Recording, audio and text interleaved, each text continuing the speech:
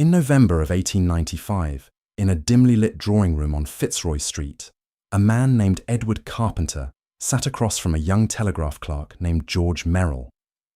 The room smelled of pipe tobacco and old velvet. Rain drummed against the windows. Carpenter, 41 years old, Cambridge educated, sandals on his feet even in winter, was telling Merrill about a place he had just returned from. A place where men like them could gather without fear, where they could speak openly about love, about desire, about the thing that had no name in polite society but lived in every shadowed corner of London. Merrill leaned forward. His collar was too tight. His hands were ink-stained from the telegraph office. He was 21 years old, and he had never heard anyone speak this way before. Carpenter smiled. "Next Thursday," he said. "Bring someone you trust, or come alone. Either way, you will not be alone when you arrive." That invitation would change Merrill's life. It would also, indirectly, inspire one of the most important books ever written about homosexuality in England. And it was one of hundreds of such invitations circulating through London at that very moment, quiet, coded, passed hand to hand in a city that would imprison you for 7 years if it caught you loving the wrong person. To understand why that Thursday mattered, you have to understand something the history books rarely explain. Victorian London was not just a city of rigid morality and sexual repression. It was also, secretly, one of the most vibrant queer capitals in the world. If you find yourself drawn into this story, the like and subscribe buttons are there for you, but only if this is genuinely your kind of evening. And let me know in the comments where you are tuning in from and what time it is for you. It is always fascinating to see who is joining us from around the world. Now, let us go back to Fitzroy Street. For most of history, these men were alone. They wrote letters no one would read. They loved in rooms no one would visit. Tonight, we keep them company. That is all sleep needs to be. A quiet act of refusing to let someone be forgotten. By the end of tonight, you will know why a Cambridge poet risked everything to host illegal gatherings in his London flat. What really happened in the private clubs of Piccadilly, where aristocrats and rent boys mingled until dawn, and how a network of hidden salons kept gay London alive, even as the law tried to erase it. So let us begin. The year is 1885. You have just arrived in London.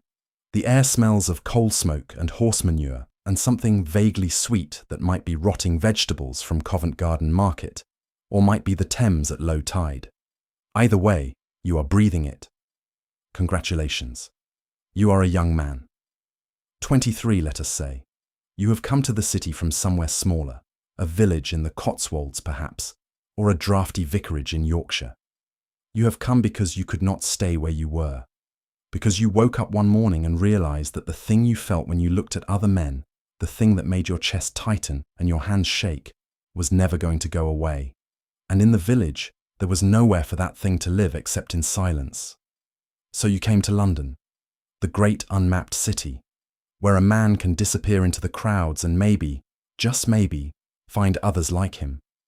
You rent a room in Bloomsbury, 3 shillings a week. The wallpaper is peeling. The landlady brings you weak tea in the mornings and asks no questions, which is exactly what you need. You find work as a clerk in a solicitor's office near Lincoln's Inn. The pay is terrible. The hours are long. You spend your days copying legal documents in handwriting so small your eyes ache by evening. But that is not why you are here. You are here because you heard a rumour. A friend of a friend, a man you met briefly at a bookshop in Oxford, told you that in London there are places, rooms, gatherings, places where men like you can meet, where you do not have to pretend. He did not tell you where these places are. He did not tell you how to find them. He just said, "Go to London. Keep your eyes open. You will know it when you see it." So you are looking. It is harder than you thought.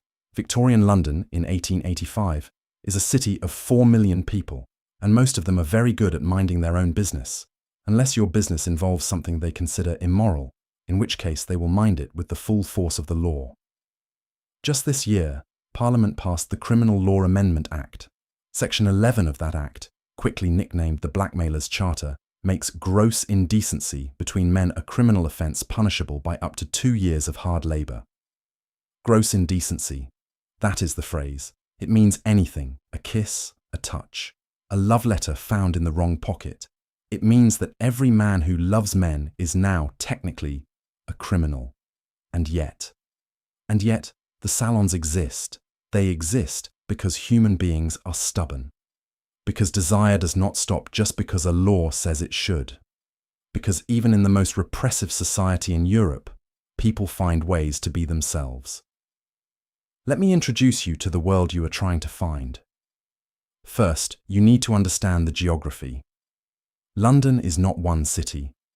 It is a dozen cities pressed together, and each one has its own rules. The West End, Piccadilly, Leicester Square, the Strand, is where money and danger intersect. This is where the theatres are, where the music halls blaze with light until midnight, where aristocrats in top hats brush past flower girls and pickpockets. It is also where the rent boys work. Young men, 16 to 25, loitering on street corners or in the shadow of the Alhambra Theatre. They have a look, a way of standing, a way of meeting your eyes for just a moment too long. If you are looking, you will know. The police know too. They patrol the Strand every night, truncheons ready, looking for excuses to make arrests. So the boys have learned to be subtle: a raised eyebrow, a tilt of the head toward a side street. Transactions happen fast. Money changes hands in dark alleys. No one lingers. But this is not what you are looking for. You did not come to London to pay for hurried encounters in alleys. You came looking for something else: community, friendship, love maybe, if you are lucky. For that, you need the salons. The salons are private, invitation only. They happen in drawing rooms and studios and rented flats, behind locked doors and drawn curtains. They are hosted by men, and occasionally women, who have decided that the law can go to hell, or at least can be carefully avoided with the right precautions. Some of these hosts are wealthy, aristocrats who can afford to take risks because their family name offers a thin layer of protection. Others are bohemians, artists and poets and socialists who reject Victorian morality on principle and see no reason why love between men should be illegal. And some, like Edward Carpenter, are both. Let us talk about Edward Carpenter, because if you are a young gay man arriving in London in 1885, his name is one you will hear whispered in the right circles. And if you are very lucky, you might receive an invitation to one of his gatherings. Carpenter is 41 years old in 1885. Tall, bearded, with piercing blue eyes and an unsettling habit of looking at you as if he can see straight through your carefully constructed, respectable facade into the desperate, lonely truth underneath. He was born into a wealthy family in Brighton, educated at Cambridge, where he became a fellow and lecturer. He had a promising academic career ahead of him. And then he walked away from all of it. He walked away because he realized he was living a lie, because he could not keep teaching young men about Plato and Aristotle, while pretending he did not feel what Plato and Aristotle so clearly felt. Because he read Walt Whitman's Leaves of Grass in 1869 and felt for the first time in his life that someone had put words to the thing inside him that had no name. So in 1874, he resigned his fellowship, gave up his rooms at Cambridge, moved north to Sheffield, and became, of all things, a socialist lecturer. He travelled around the north of England giving talks to working-class men about economics and labour rights and the dignity of manual work. He wore sandals. He grew vegetables. He started writing poetry that was very clearly influenced by Whitman, full of odes to the beauty of the male body and the love between comrades. And then, in 1877, he met George Merrill. Merrill was 18 years old when they met, working class, from the Sheffield slums, illiterate when Carpenter met him, though Carpenter would later teach him to read. Merrill worked as a railway clerk and later as a domestic servant. He had rough hands and a quick smile and absolutely no interest in pretending to be anything other than what he was. Carpenter fell in love with him almost immediately. By 1885, they are living together. Not openly. Victorian society has limits, but in a way that anyone paying attention would understand. Carpenter owns a cottage in Millthorpe, a village outside Sheffield. He and Merrill share the cottage. They garden together. They host visitors. Carpenter writes books and essays, many of them about sexuality and same-sex love, and Merrill keeps the house running. And when Carpenter comes to London, which he does several times a year, he brings Merrill with him, and they open their rented flat on Fitzroy Street to others. Let us walk into one of those gatherings. It is a Thursday evening in November, 8 o'clock.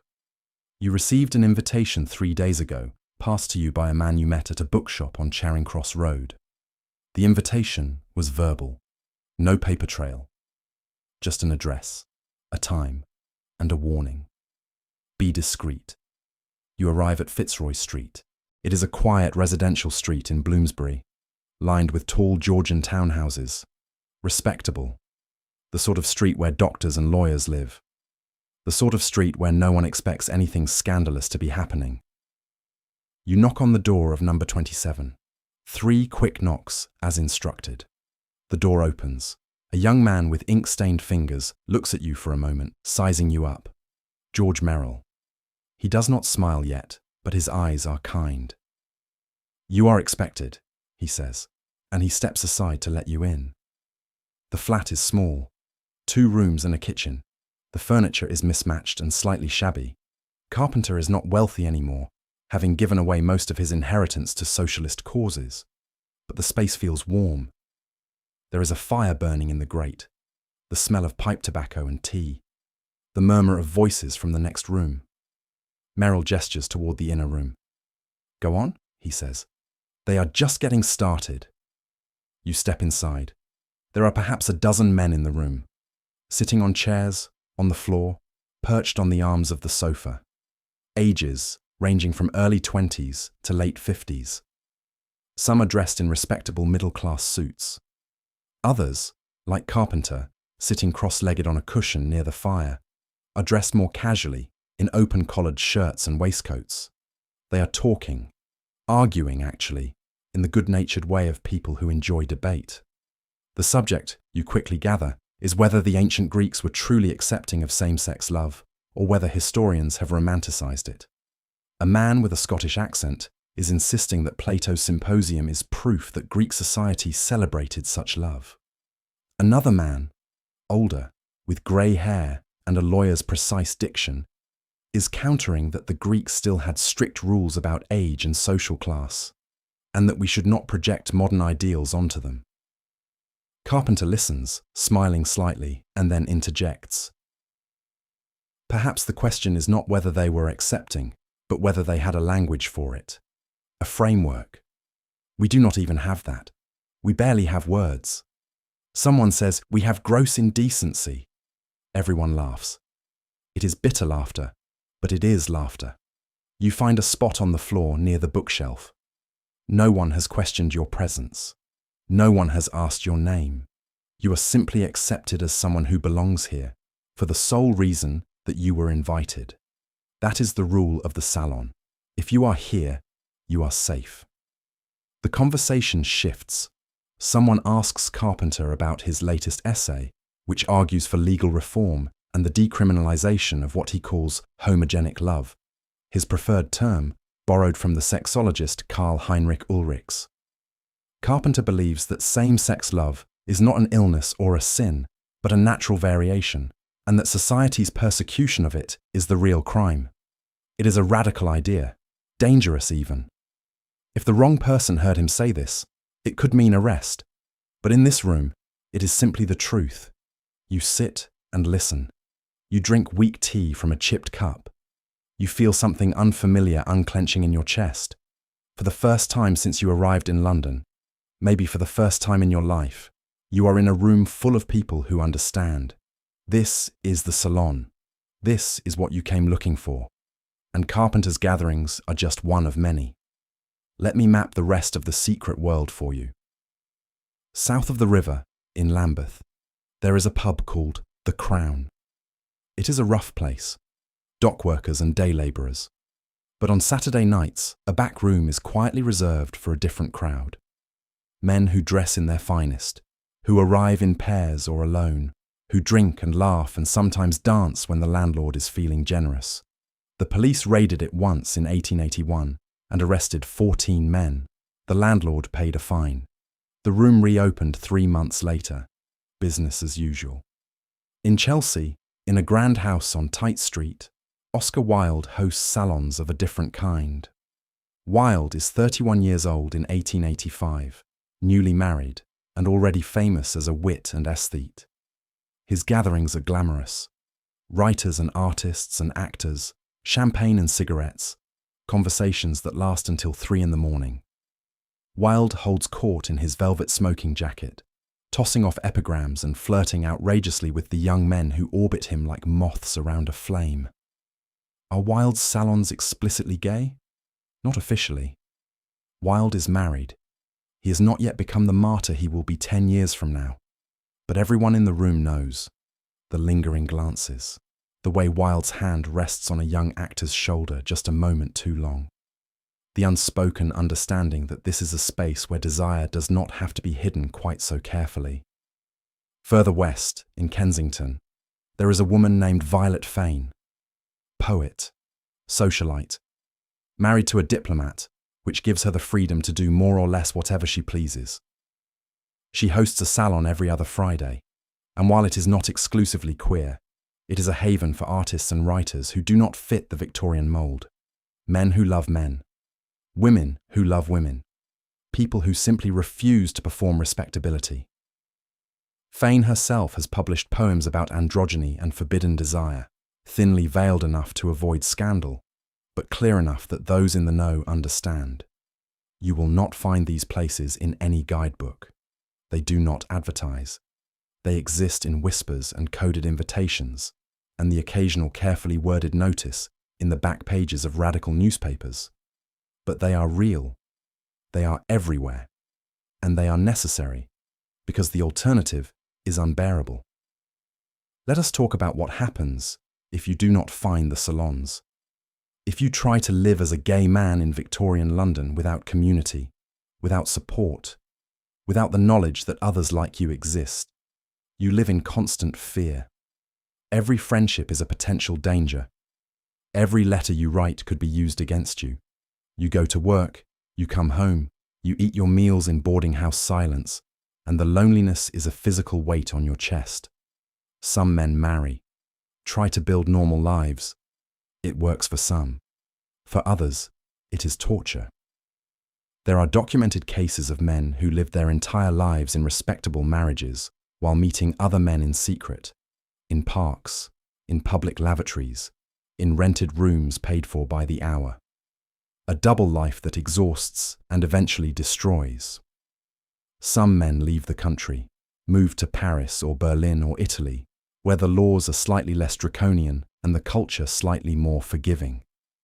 Edward Lear, the artist and poet, spent most of his adult life in Italy, painting landscapes and writing nonsense verse and living quietly with a series of male companions.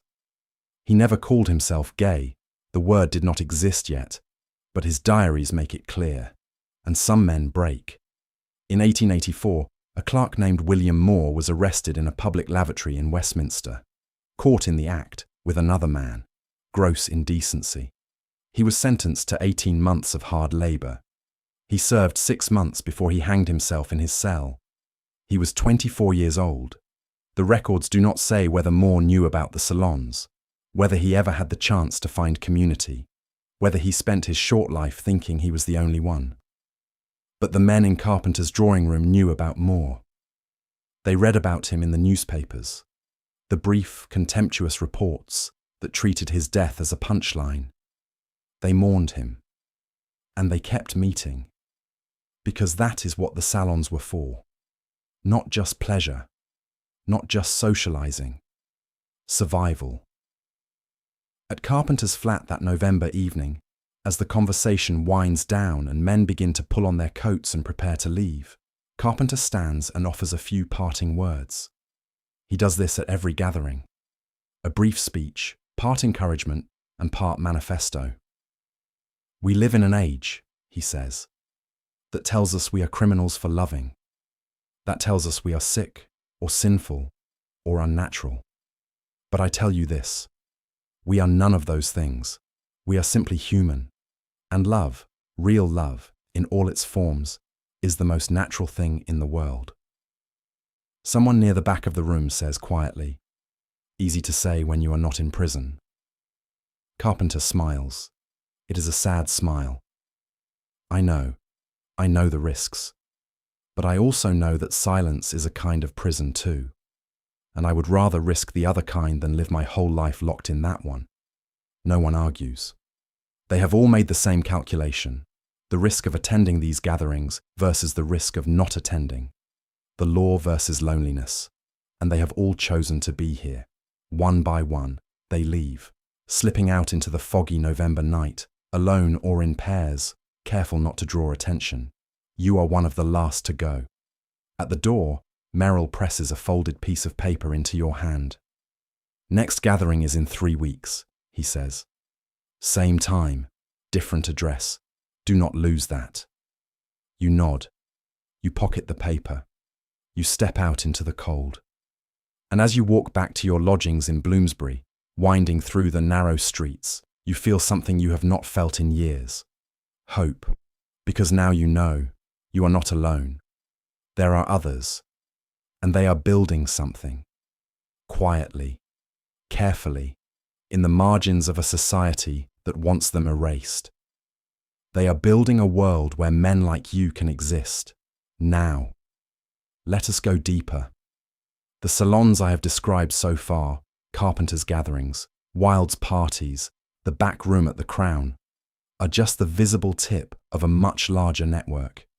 Beneath them, invisible to most of history, is an entire underground culture, a culture with its own language, its own codes, its own rules of engagement. This is the part the history books skip, because it is messy, because it does not fit the narrative of tragic isolation that we like to tell about gay Victorians, because it involves sex workers and blackmail and police raids and a level of moral complexity that makes people uncomfortable. But it is also where most gay men in Victorian London actually lived. So let us talk about Piccadilly. Piccadilly Circus in 1885 is the beating heart of London's street economy. By day, it is a respectable commercial district. Shops and cafes, theatres advertising the latest melodramas, flower sellers and newspaper boys. But after dark, it transforms. The rent boys gather near the Alhambra Theatre and along the Haymarket. They are young, most of them between 16 and 25. Working-class boys from the East End or from the provinces who came to London looking for work and found this instead. Some of them do it full-time. Others have day jobs. Messenger boys, shop assistants, stagehands, and supplement their income at night. They have a style, tight trousers, colourful neckerchiefs, a particular way of standing with one hip cocked.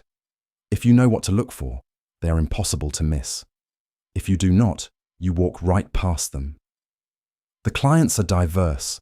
Some are wealthy men, aristocrats who arrive in private carriages, faces hidden by scarves, who take boys to rented rooms in Soho or Mayfair. Others are middle-class clerks and shopkeepers who can only afford a quick encounter in an alley. And some are other working-class men, for whom a few pennies paid to a boy is easier and safer than trying to find a lover. Is this the same as the salons? No. The salons are about community, about intellectual connection and emotional support and building a shared culture. The street trade is transactional, often desperate, frequently dangerous.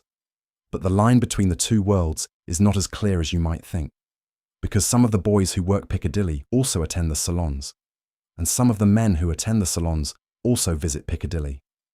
The worlds overlap. They have to, because in a city where homosexuality is illegal, and gay men have no way to meet openly, every possible avenue becomes necessary. John Addington Simmons, one of the most important gay writers of the Victorian era, knew this. Simmons was a scholar and poet, Cambridge educated, married with children, outwardly respectable. He also wrote extensively about same-sex love, most of it privately, circulated in limited editions among trusted friends. His book, A Problem in Greek Ethics, written in 1883, was one of the first modern texts to argue that homosexuality was natural and should be decriminalized. Simmons was also a client. He visited Piccadilly. He paid boys for sex. He wrote about it in his private memoirs, with a mixture of guilt and defiance. He knew it was exploitation. He also knew it was one of the only ways a man like him could live honestly in a society that demanded he live a lie. This is the moral complexity I mentioned. The Victorian gay underground was not a utopia. It was a survival strategy, and survival is rarely clean. The tension between survival and morality haunts every corner of Victorian gay London, and nowhere is that tension more visible than in the figure of Charles Hammond. Hammond is a name you should know, though most history books skip right past him. In 1889, he will become infamous as the proprietor of a male brothel at 19 Cleveland Street, in the scandal that nearly brings down the British establishment. But in 1885, he is simply a man trying to make a living in the gaps of London's sexual economy. Hammond is 42 years old, a former valet who realized, sometime in his 30s, that there was money to be made in providing what the salons could not. The salons offer conversation and community and the warmth of being understood, but they do not offer sex, not openly, not reliably. And for men who want that, who need that, Hammond offers a solution. He runs what Victorians delicately call a house of accommodation, a 3-story building near Fitzroy, outwardly respectable, with lace curtains and a brass knocker.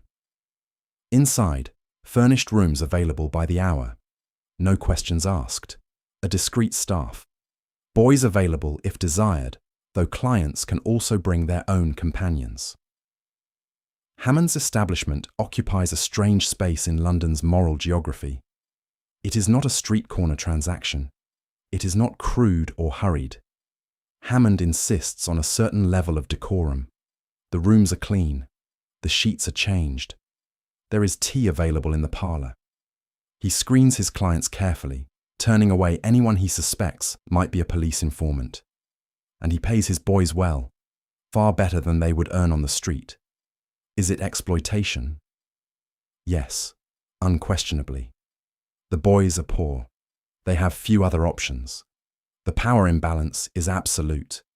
Is it also a service that the community needs? Also, yes. Because in a world where simply inviting another man to your lodgings could lead to arrest, where landladies report suspicious visitors to the police, where privacy is a luxury most men cannot afford, Hammond's house offers something essential, a space where desire can exist without immediate danger. The men who use Hammond's services include MPs, clergymen, military officers, and wealthy merchants. They also include working-class men who save up for months to afford one night in a room with a locked door and no one listening through the walls. Hammond keeps no written records, no ledgers, no client lists. Everything operates on trust and discretion, until, of course, it does not. In 4 years, a 15-year-old telegraph boy named Charles Swinscow will report Hammond to the police, and the resulting scandal will expose dozens of clients, force Hammond to flee to France, and send multiple aristocrats into exile. The newspapers will call it the most depraved scandal in modern British history. Parliament will hold emergency sessions. The term rent boy will enter public consciousness. But in 1885, Hammond's house is still operating smoothly, and on a cold evening in December, you find yourself standing outside it. You did not plan to come here. You told yourself the salons were enough. That intellectual companionship and the occasional chaste friendship were sufficient. That you could live without the other thing, the physical thing. But loneliness is corrosive, and desire does not negotiate with your better intentions. So here you are. Number 19, Cleveland Street. The address was given to you by a man at one of Carpenter's gatherings, quietly, almost apologetically, as if passing along something shameful. If you ever need, well, Hammond's is safe, expensive, but safe. You knock. 3 times as instructed. The door opens. A young man, 20 or so, clean-shaven, in a neat waistcoat, looks you over briefly and steps aside. "Upstairs," he says. "First door on the left. Mr. Hammond will see you." Hammond's office is small and surprisingly ordinary. A desk cluttered with papers, a bookshelf holding cheap novels and a few volumes of poetry. Hammond himself is seated behind the desk, a compact man with greying hair and sharp eyes. He gestures for you to sit. "First time?" he asks. You nod. "Referred by someone I know." You give the name of the man who told you about this place. Hammond nods, satisfied. "All right, here is how it works. You pay up front. 5 shillings for the room, 2 hours. If you want company, that is an additional 3 shillings. The boys are clean, polite, and experienced. They will do what you ask within reason. No violence, no public displays. You leave separately from whoever you came with. You do not give your real name to anyone, and you do not ask theirs. Understood?" You agree. You hand over 8 shillings, nearly a week's wages. Hammond counts the coins, tucks them into a drawer, and rings a small bell on his desk. The door opens. Another young man enters. 19, maybe 20. Dark curly hair, a slight smile. He is wearing a shirt that is slightly too large for him and trousers that are slightly too tight. The uniform of his trade. "This is James," Hammond says. "James, take this gentleman to the blue room. 2 hours." James nods. He looks at you directly, without shame or flirtation. Just a professional assessing a client. "Follow me," he says. You follow him up 2 flights of narrow stairs. The blue room is at the back of the house, a small space with a single bed, a washstand, a chair by the window. The wallpaper is faded but clean. There is a gas lamp burning low on the table. James closes the door, locks it. The click of the lock is louder than it should be. He turns to you. "First time here?" You nod. "First time with a man?" You hesitate, then shake your head. "Good," he says. "That makes it easier." He sits on the edge of the bed, unlacing his boots with quick, efficient movements. "Take your time. No one is rushing you. This is not romance. This is not the world of the salons, where men recite poetry and argue about Plato and imagine a future where love might be legal. This is transaction. Need meeting. Need. Survival economics. But here is the thing that the moralists never understand, the thing that the law cannot account for. Even in a transaction, there can be tenderness. James is good at his job.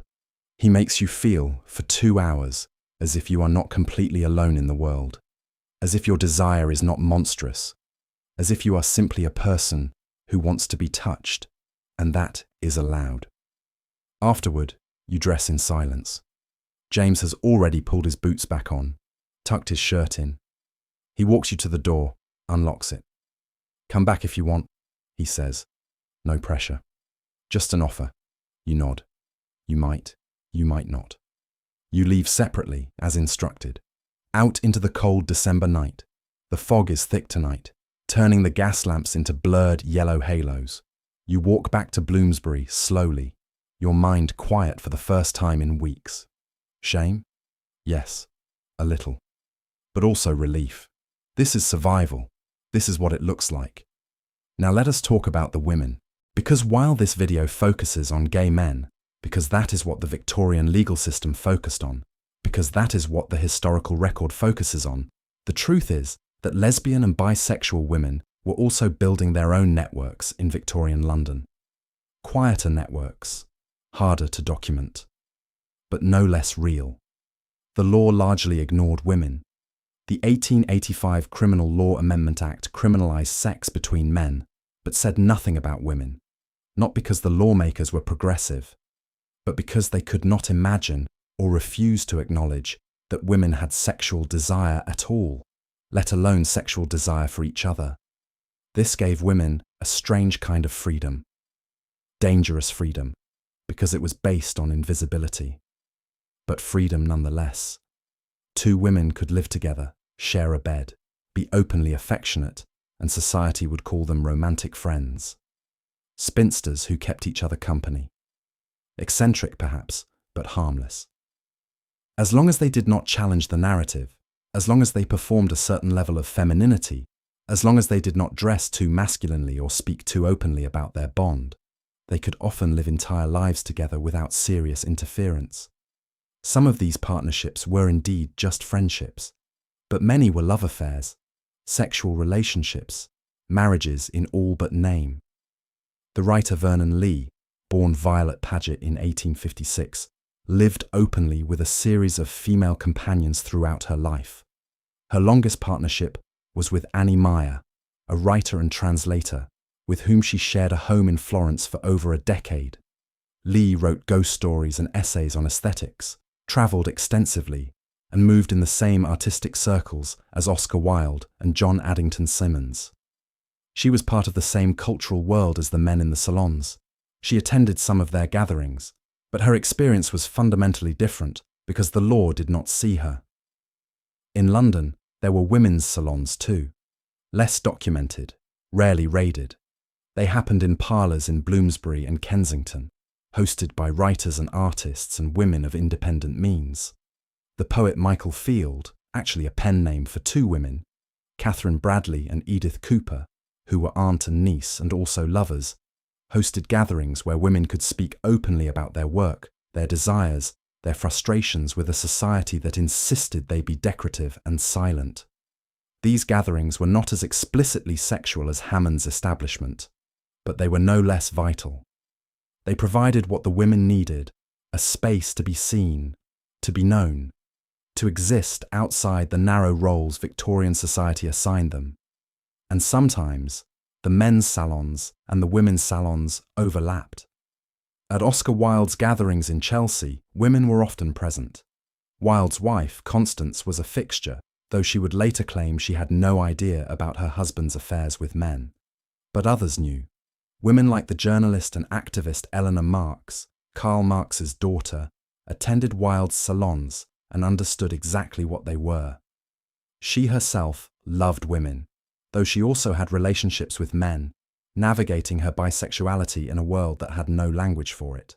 The point is this: the hidden world of queer London in the 1880s was larger and more complex than any single group. It was men in drawing rooms debating Greek philosophy. It was boys on street corners. It was women writing passionate letters to each other and calling it friendship.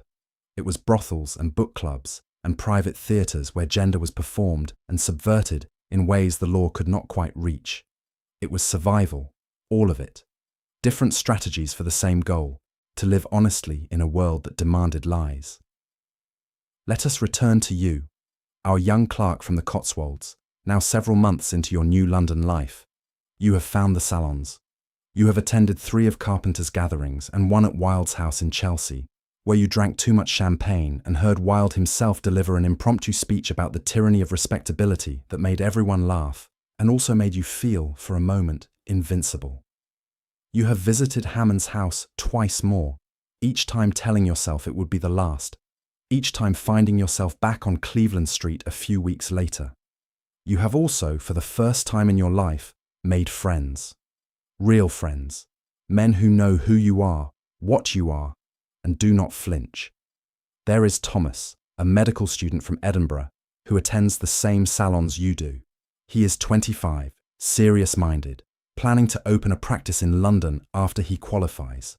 He tells you, one evening over tea, about a patient he treated during his training, a young man brought into the hospital after a suicide attempt. The patient had left a note. "I cannot live as they want me to." Thomas says he thinks about that patient often, wonders if the man survived, wonders how many others are out there, with no one to talk to. There is Arthur, a typesetter for a radical newspaper, who has the sharpest wit of anyone you have ever met. He can take apart an argument in 3 sentences, usually while laughing. He is also the most openly bitter about the law. "They can arrest us for loving," he says one night, "but they cannot arrest us for thinking." So we write, we argue, we make them confront the fact that we exist. That is the only weapon we have. And there is David, a clerk like you, 2 years older, who works in a bank in the city. Quiet, thoughtful, with dark eyes and a habit of looking at you as if he is trying to figure out what you are thinking. You meet David at one of Carpenter's gatherings in January. He is sitting near the fire, listening to a debate about whether legal reform is possible or whether the only option is revolution. He catches your eye and smiles slightly, as if to say, "We have both heard this argument 6 times before." After the gathering ends, you walk back toward Bloomsbury together. It is snowing lightly. The streets are quiet. "Do you ever think about leaving?" David asks suddenly. "Leaving the salons? Leaving London, England, going somewhere where the law is different?" You consider this. Where would you go? Berlin, maybe. I hear it is easier there. Or Paris. Anywhere that is not here. And do what? He shrugs. The same thing we do here. Work, live, except without feeling like we might be arrested at any moment. You walk in silence for a while. Then you say, "I do not think running away solves it. There are men like us everywhere. Someone has to stay and fight." David looks at you. "You sound like Carpenter. Is that bad?" "No," he says. "It is just optimistic. I wish I believed it." You reach the corner where your paths diverge. David lives south of Russell Square. You live north. You should say goodnight. Go your separate ways. Instead, you ask, "Would you like to come back for tea? My landlady is asleep by now. She will not notice." David hesitates, then nods. Your room is small and cold. You light the gas lamp, put the kettle on the spirit stove. David sits on the edge of your bed, the only place to sit besides the one chair, and looks around at your few possessions. A shelf of books, a framed photograph of your family that you keep turned face down because looking at it makes you feel guilty. You pour tea, sit beside him. Your shoulders are almost touching. "I am glad I met you," David says quietly. You look at him, his dark eyes, the way his hands are wrapped around the teacup for warmth. "I am glad I met you too," you say. And then, because there is no reason not to, because you are alone and the door is locked and the world outside cannot reach you here, you kiss him. It is different from the encounters at Hammond's. Those were transactions. This is something else. This is 2 people who have chosen each other, who are here not because they are paying or being paid, but because they want to be. Afterward, lying beside him in the narrow bed, you think, this is what Carpenter meant. This is the thing worth fighting for. Not just the right to exist, but the right to love. David stays until just before dawn. He dresses quietly, kisses you once more at the door, and slips out into the grey morning. You see him again the following week at another gathering, and the week after that. It becomes a pattern. The salons, the walks home, the nights in your room or his. You do not call it a relationship. You do not dare. But that is what it is. For 6 months, you are happy. Happier than you thought possible. And then, in July of 1886, everything changes. The police raid the Crown. It happens on a Saturday night. Plainclothes officers posing as customers. The back room is full, maybe 20 men, drinking and talking and dancing to a piano. Someone is playing badly. The police wait until midnight, then move in. Doors blocked. Everyone arrested. The raid makes the newspapers. The Times runs a brief contemptuous paragraph. Unnatural vice uncovered in Lambeth Public House. 14 men are charged with gross indecency. Their names are printed, their occupations, their addresses. You do not know any of them personally, but Thomas does. One of the arrested men is a friend of his from university, a schoolteacher named William, 28 years old, who will lose his job and his reputation even if he is acquitted. The trial happens quickly. 12 of the 14 men are convicted. Sentences range from 6 months to 2 years of hard labour. One of them, a clerk named Peter Hughes, 23 years old, tries to hang himself in his cell before sentencing. He survives, is sentenced anyway, and dies 3 months later in prison from pneumonia. The raid sends shockwaves through the salons. For weeks afterward, attendance drops by half.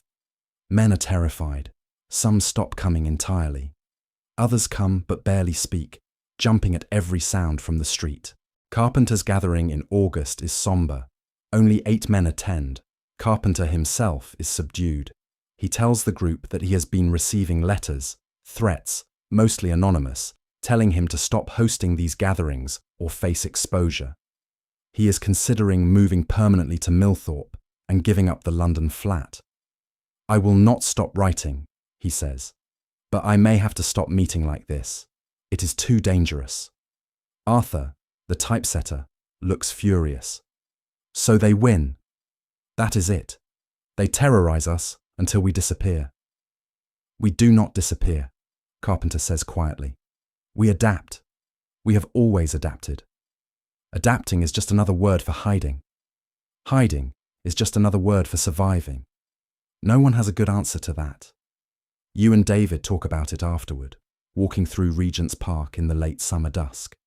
The air smells like cut grass and coal smoke. "Maybe he is right," David says. "Maybe we should leave.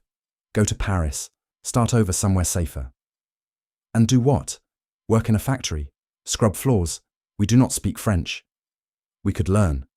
You stop walking. "David, I'm not running." "Why not? What is here worth staying for?" "This," you say, gesturing around. At the park, the city, the invisible network of men who are trying to build something. The salons, the fight, the idea that maybe, one day, this will be different. David looks at you for a long moment. Then he says, very quietly, "I am scared. I know. I do not want to end up like Peter Hughes. You will not. You cannot promise that." He is right. You cannot. But you stay anyway, both of you. Because leaving would mean abandoning everyone else. And despite everything, the fear, the raids, the constant threat of arrest, the community is still there. Smaller now, more cautious, but still there. Carpenter does move to Millthorpe. The gatherings in London stop, but the network does not disappear. It shifts, becomes more informal. Men meet in parks, in museums, in bookshops. They pass messages through trusted intermediaries. They develop new codes, new signals. Oscar Wilde's gatherings continue, though they become more exclusive. Wilde himself is growing reckless, taking younger and younger lovers, spending money he does not have, writing increasingly bold letters that could destroy him if they fell into the wrong hands. Some of his friends try to warn him. He laughs them off. "I am not afraid of the truth," he says. In 1895, 9 years after the Crown raid, Wilde will be arrested, tried and convicted of gross indecency. He will serve 2 years of hard labour in Reading jail, where the conditions will break his health. He will be released in 1897, leave England, and die in exile in Paris 3 years later at the age of 46. But in 1886, he is still untouchable, still the most famous wit in London, still hosting salons where men can, for a few hours, forget that they are criminals. The autumn of 1886 brings a cold snap that arrives early and stays late. By October, the Thames is freezing at the edges. Coal is expensive. Your room in Bloomsbury is so cold that you can see your breath in the mornings, and you have taken to sleeping in your overcoat. But the cold is not the worst thing. The worst thing is the silence. After the Crown raid, the old rhythms of connection have broken down. The salons that used to meet weekly now meet monthly, if at all. Men who used to greet each other openly on the street now walk past with barely a nod, terrified of being seen together. The whole invisible architecture of gay London has gone underground, deeper than before, and you are not always sure how to find it anymore. David stops coming to your room, not because he wants to, but because his landlord, a retired police sergeant, has started asking questions about his late-night absences. David is terrified of losing his lodgings. He is even more terrified of his family finding out, so he stays away. You see him occasionally, at a distance, at one of the rare gatherings that still happen. He looks at you with something that might be longing or might be guilt, and then he looks away. You do not blame him. Fear is reasonable. Fear keeps you alive. But loneliness is killing you in a different way. In November, you receive a letter. It arrives at your lodgings in a plain envelope with no return address. Inside, a single folded sheet of paper with an invitation written in careful script. Thursday next, 7 o'clock.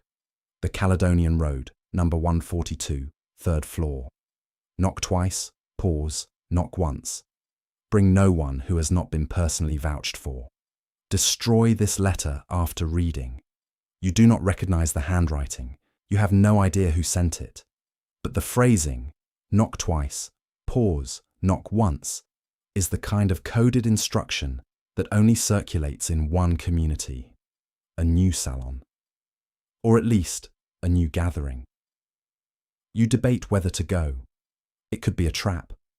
The police have been known to pose as salon organizers, sending out invitations and then arresting everyone who shows up. It happened in Manchester 2 years ago. 15 men arrested in one night. But the alternative is staying in your freezing room, alone, slowly losing your mind. So on Thursday, you go. The Caledonian Road is north of King's Cross, in a part of London you do not know well. The streets here are narrower, dirtier, lined with tenements and cheap boarding houses. Number 142 is a grim brick building with peeling paint and a broken front step. You climb to the 3rd floor, your footsteps echoing in the stairwell. You knock twice, pause, knock once. The door opens a crack. A face peers out, a man in his 50s, grey-haired, with suspicious eyes. He looks you up and down. "Who vouched for you?" he asks. You hesitate. You have no answer. No one vouched for you. You just received the letter. The man starts to close the door. You put your hand out to stop it. "Please," you say. "I was invited. I do not know by whom, but I was invited." The man stares at you for a long moment. Then he opens the door wider. "Get in. Quickly." You step inside. The flat is small and shabby. 2 rooms, a tiny kitchen, furniture that looks like it was salvaged from the street. But it is warm. A fire burns in the grate. And there are men here. Maybe a dozen, scattered around the space, sitting on chairs or on the floor, holding cups of tea or glasses of gin. The grey-haired man closes the door behind you, locks it, and turns to face the room. "Everyone," he says. "This is..." He looks at you. "What is your name?" You almost give your real name. Then you remember the rules. "John," you say. It is the first name that comes to mind. "This is John. If anyone has a problem with him being here, speak now." No one speaks. A few men glance at you with mild curiosity, then go back to their conversations. The grey-haired man gestures to an empty chair near the fire. "Sit. Help yourself to tea. And for God's sake, relax. You look like you are about to be executed." You sit. Your hands are shaking, though whether from cold or nerves, you are not sure. A man sitting nearby, young, maybe 19, with red hair and freckles, pours you a cup of tea from a chipped pot and hands it to you. "First time at one of Simmons's gatherings?" he asks. "Simmons?" The red-haired man nods toward the grey-haired man by the door. "Robert Simmons. He hosts these, has been for years. You are lucky he let you in without a reference. He is usually more careful." "Why did he?"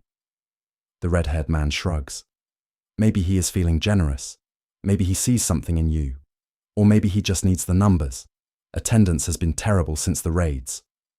You sip your tea. It is weak and oversweetened, but it is hot. You feel your body starting to thaw. "What is your name?" you ask the red-haired man. "Michael, but everyone calls me Mick." "How long have you been coming here?" 2 years. I started when I was 17. I was working as a delivery boy in King's Cross, sleeping rough half the time. Someone told me about Simmons. Said he ran a place where you could be yourself. So I came. Been coming ever since. And Simmons just lets you. Simmons does not care who you are or where you come from.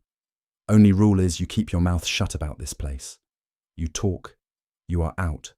You endanger anyone here. You are worse than out. You nod.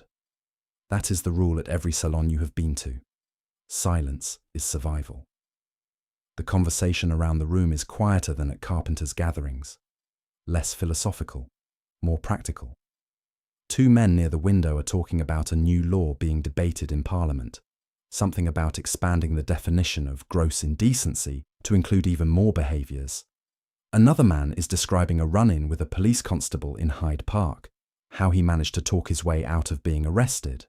Someone else is asking if anyone knows of lodgings for rent, where the landlord does not ask questions.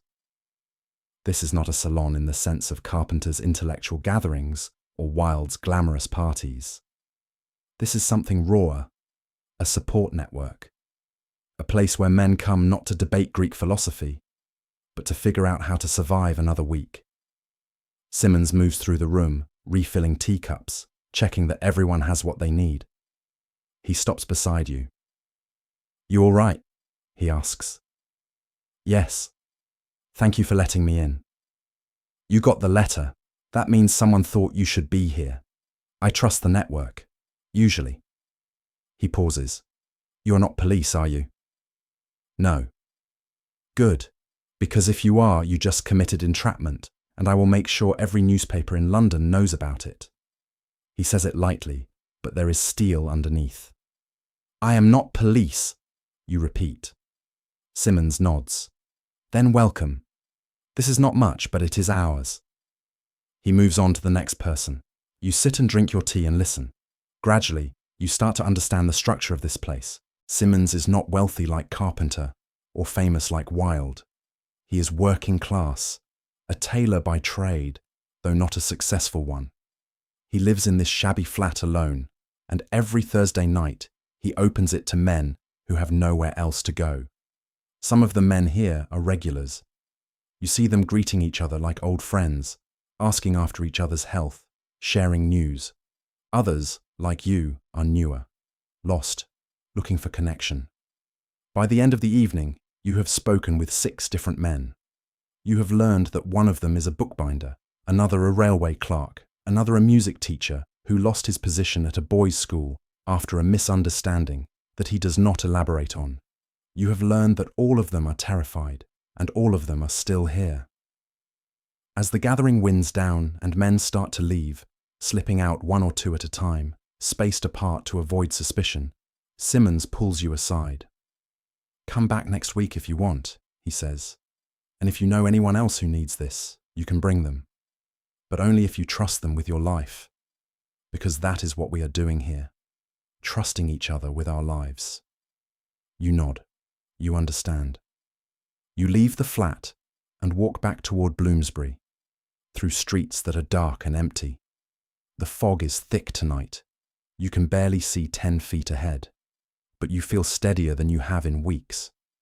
You have found another thread, another part of the network. The network is everything. That is the secret of queer survival in Victorian London. It is not about grand political movements or public protests. It is about small, hidden connections. One person telling another about a place to go. A letter passed hand to hand. A knowing glance across a crowded room. The network is how you find out that the police are planning raids in Soho, so you avoid that area for a few weeks. It is how you learn which pubs have sympathetic landlords and which have landlords who will turn you in. It is how you discover that there is a doctor in Whitechapel who will treat venereal disease without asking too many questions, or a solicitor in Gray's Inn who will defend men accused of gross indecency for a reduced fee. The network is also how you hear about the failures, the men who get caught, the trials, the sentences. In December of 1886, you hear about James, the young man from Hammond's establishment, the one with dark curly hair who made you feel human during those 2 hours in the Blue Room. James was arrested in October, caught soliciting in Leicester Square. He was tried at the Old Bailey in November and sentenced to 12 months of hard labour. He is 19 years old. You do not know how to feel about this. You barely knew him. He was, technically, a transaction. But the news still hits you like a punch to the stomach, because it could have been you. If you had been in Leicester Square that night instead of him, if you had been the one the police decided to arrest, the arbitrariness of it is the worst part. The law does not catch everyone. It catches random, unlucky men, makes examples of them, and lets the rest live in terror. At Simmons's gathering, the following Thursday, the mood is grim. Everyone has heard about James, or men like James. The convictions are increasing. Parliament is paying more attention to unnatural vice. The newspapers are running more stories, each one more sensational than the last. They are coming for us, Arthur says. He has started attending Simmons's gatherings after Carpenter's ended. It is only a matter of time before they raid every known meeting place. We need to stop gathering. Go completely underground. We are already underground, someone else says. Then we need to go deeper. Simmons shakes his head. If we stop meeting entirely, they win. We disappear. That is what they want. I would rather disappear than end up in prison. Then why are you here? No one has an answer to that. The truth is, none of you can stay away. Because the alternative, total isolation, living entirely in secret, never speaking to another person who understands, is its own kind of death. So you keep coming, week after week, through the winter of 1886 and into the spring of 1887. The gatherings move locations occasionally. Sometimes Simmons's flat, sometimes a room above a pub in Clerkenwell. Once, memorably, in the back room of a bookshop in Bloomsbury, owned by a woman named Agnes, who serves tea and biscuits and speaks openly about her own romantic friendship with a schoolteacher from Hampstead. The faces change. Some men stop coming, and you never find out why. Did they leave London, get arrested, simply lose their nerve? Others appear for the first time, looking terrified and relieved in equal measure. And you remember that you looked exactly the same way 6 months ago. You also start writing. It begins as a diary, just a private record of your thoughts, your experiences, your observations about the men you meet and the world you are navigating. You write late at night, by candlelight, in a notebook you keep hidden under your mattress. At first, it is purely personal, a way to process everything you are feeling. But gradually, it becomes something else. You start writing not just for yourself, but for some imagined future reader. Someone who might find this notebook decades from now and want to know what it was like.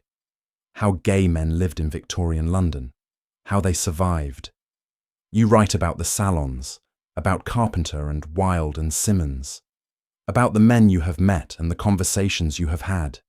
You write about David and the ache of losing him without ever really having him. You write about James, whose real name you never learned, and Peter Hughes, who died in prison, and all the other men whose stories are being erased even as they happen. You write because someone has to. Because the official record, the newspapers, the court transcripts, the medical texts that describe homosexuality as degeneracy are lies. They do not capture the truth of what this life is actually like. And the truth is this. It is hard, terrifying, unjust, but it is also full of moments of unexpected beauty, friendship, intimacy, a kind of fierce loyalty that only exists between people who are fighting the same battle.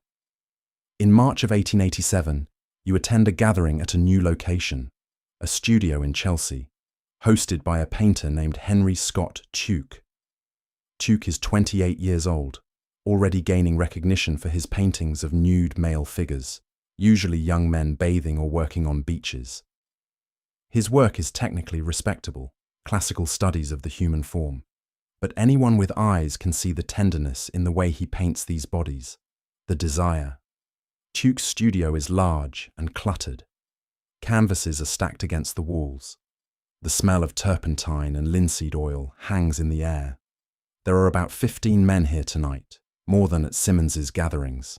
Some are artists, others are models, young working-class men who pose for Tuke and other painters.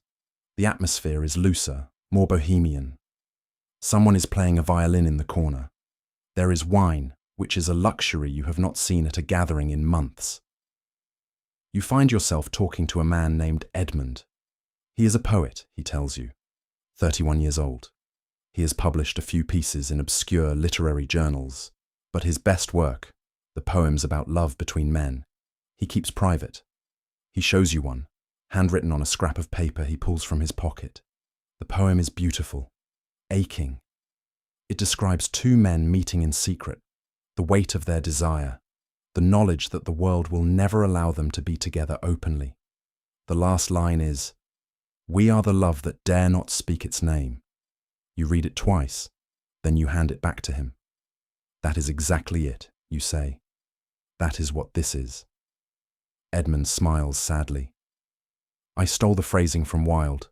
He used it in a private letter. But yes, that is what we are. The love that dare not speak its name.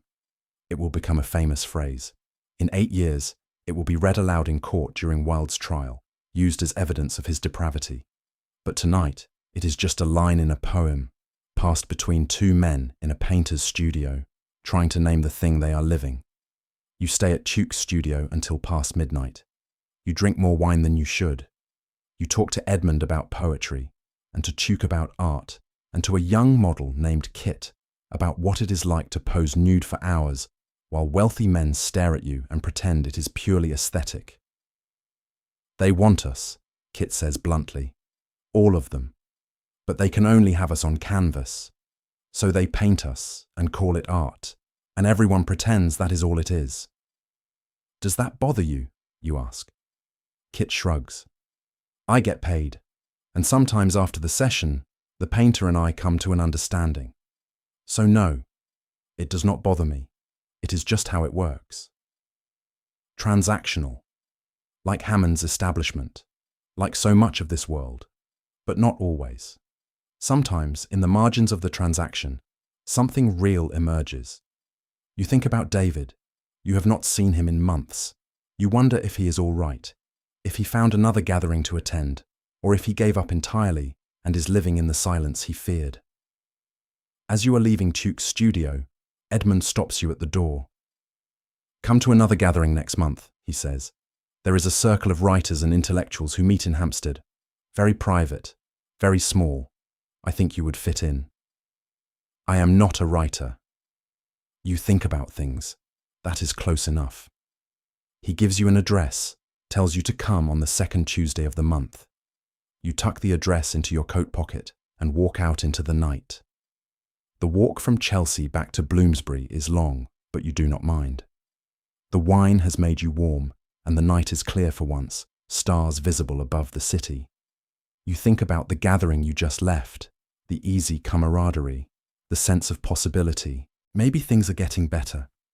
Maybe the raids and arrests have not destroyed the community after all. Maybe you are all just becoming more careful, more adaptable. Or maybe you are lying to yourself. The police raids continue through 1887. In April, a club in Westminster is raided. 8 men arrested. In June, a private party in Kensington. 12 men arrested. The newspapers report each raid with glee, describing the accused in the most degrading terms possible. Unnatural fiends. Moral degenerates. A stain on English manhood. Some of the arrested men are wealthy enough to hire good lawyers and get the charges dropped or reduced. Others are not. The sentences are always harsh. A year of hard labour at minimum. Sometimes 2 years. The prisons are brutal. Disease is rampant. Men come out broken if they come out at all. And yet, the gatherings continue. Because what else can you do? Stop living. In May, you attend the gathering Edmund invited you to. It is in a house in Hampstead, owned by a writer named John Francis Bloxham. Bloxham is young, only 23, but he has already made a name for himself in certain circles by publishing a story called The Priest and the Acolyte in an Oxford magazine. The story is about a Catholic priest who falls in love with a young boy in his care. It is scandalous, blasphemous, and unmistakably homoerotic. Bloxham's gathering is intellectual in the way Carpenter's were. About 10 men, sitting in a book-lined study, drinking sherry and arguing about literature and theology, and whether Christianity can ever be reconciled with same-sex love. Bloxham himself believes it can. He cites medieval mystics and Renaissance poets and argues passionately that the Church's condemnation of homosexuality is a corruption of Christ's original message of love. Others disagree. One man, a former seminarian named Thomas, argues that Christianity is inherently hostile to people like them, and that the only option is to abandon religion entirely. The debate lasts for hours. You mostly listen. But toward the end, Bloxham turns to you. "You have been quiet," he says. "What do you think?" You hesitate. Then you say, "I think most of us grew up being told that what we feel is a sin, and we have to decide whether to spend our lives hating ourselves for it, or whether to reject that teaching and live anyway. I chose the second. But it is not easy." Bloxham nods. "No, it is not easy, but it is the only choice worth making." After the gathering, you walk back towards central London with Thomas, the former seminarian. He is 35, thin and weary-looking, with deep lines around his eyes. "I spent 10 years trying to pray it away," he tells you. 10 years believing that if I just had enough faith, God would fix me. And then one day I realized, there is nothing to fix. I am not broken. The Church is. "Do you still believe in God?" you ask. "I do not know. Maybe.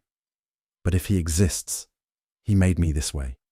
So either he made a mistake, or the Church is lying about what he wants. Either way, I am done apologizing." You part ways at King's Cross. Thomas heads south, you head west. The city is waking up. Early morning vendors setting up stalls.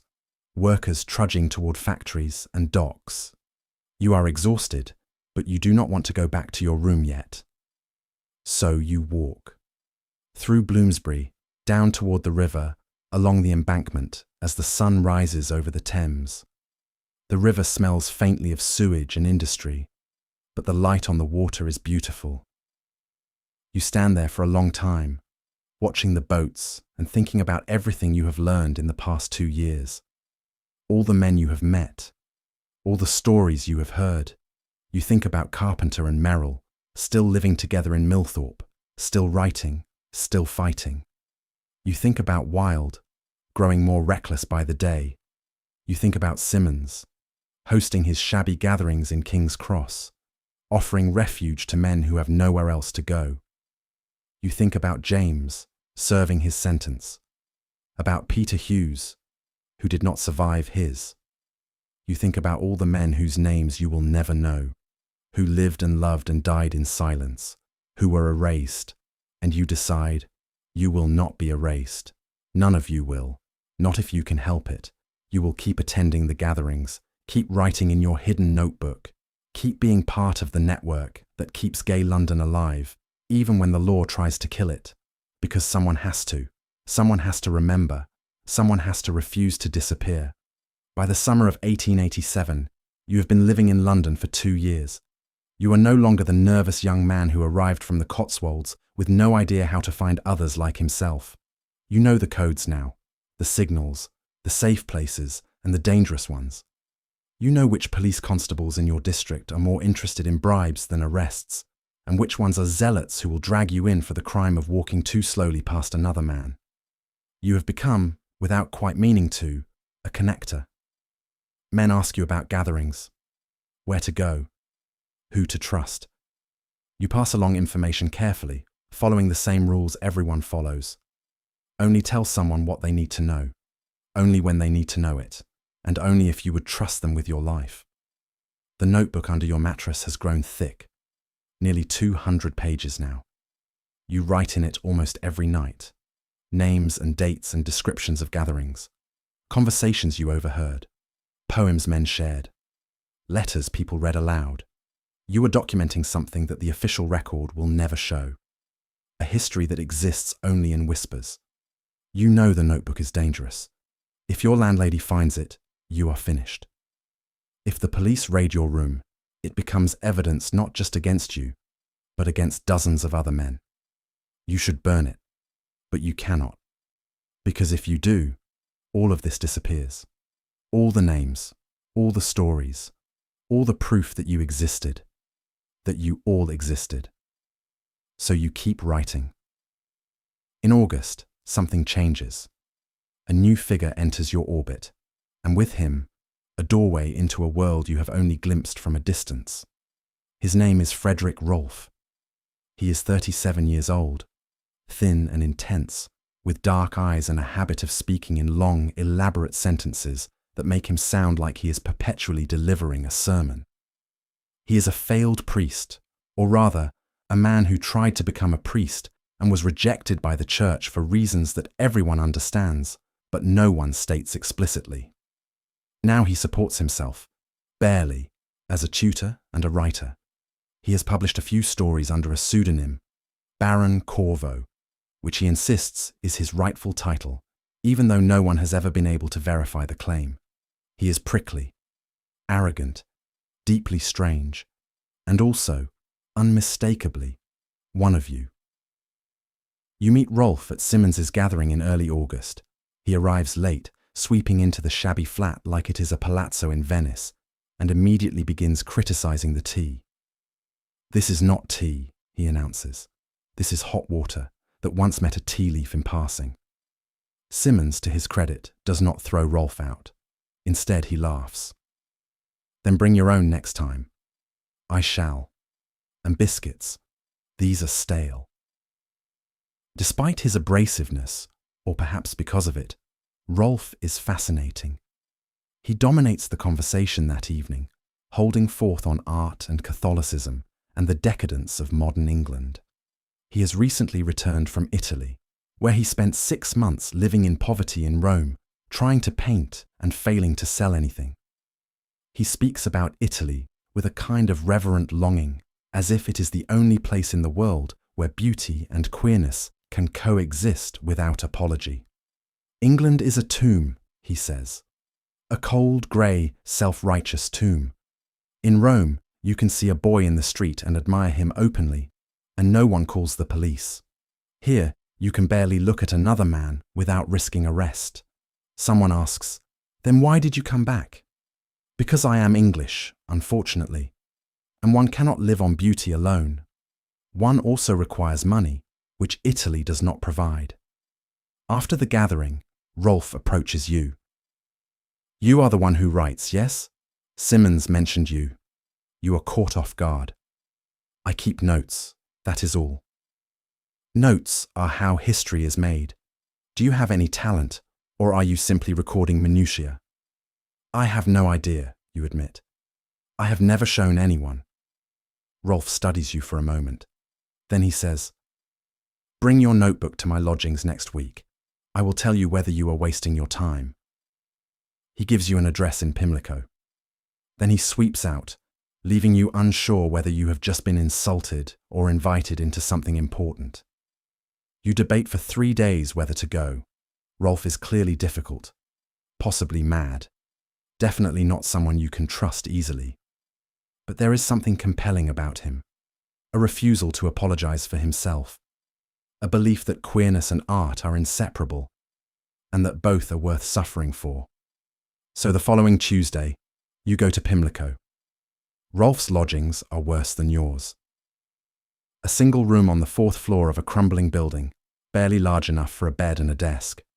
The walls are covered with sketches and paintings, most of them religious subjects, saints and angels, but rendered in a style that is unsettling, too sensual, too focused on the beauty of the male body.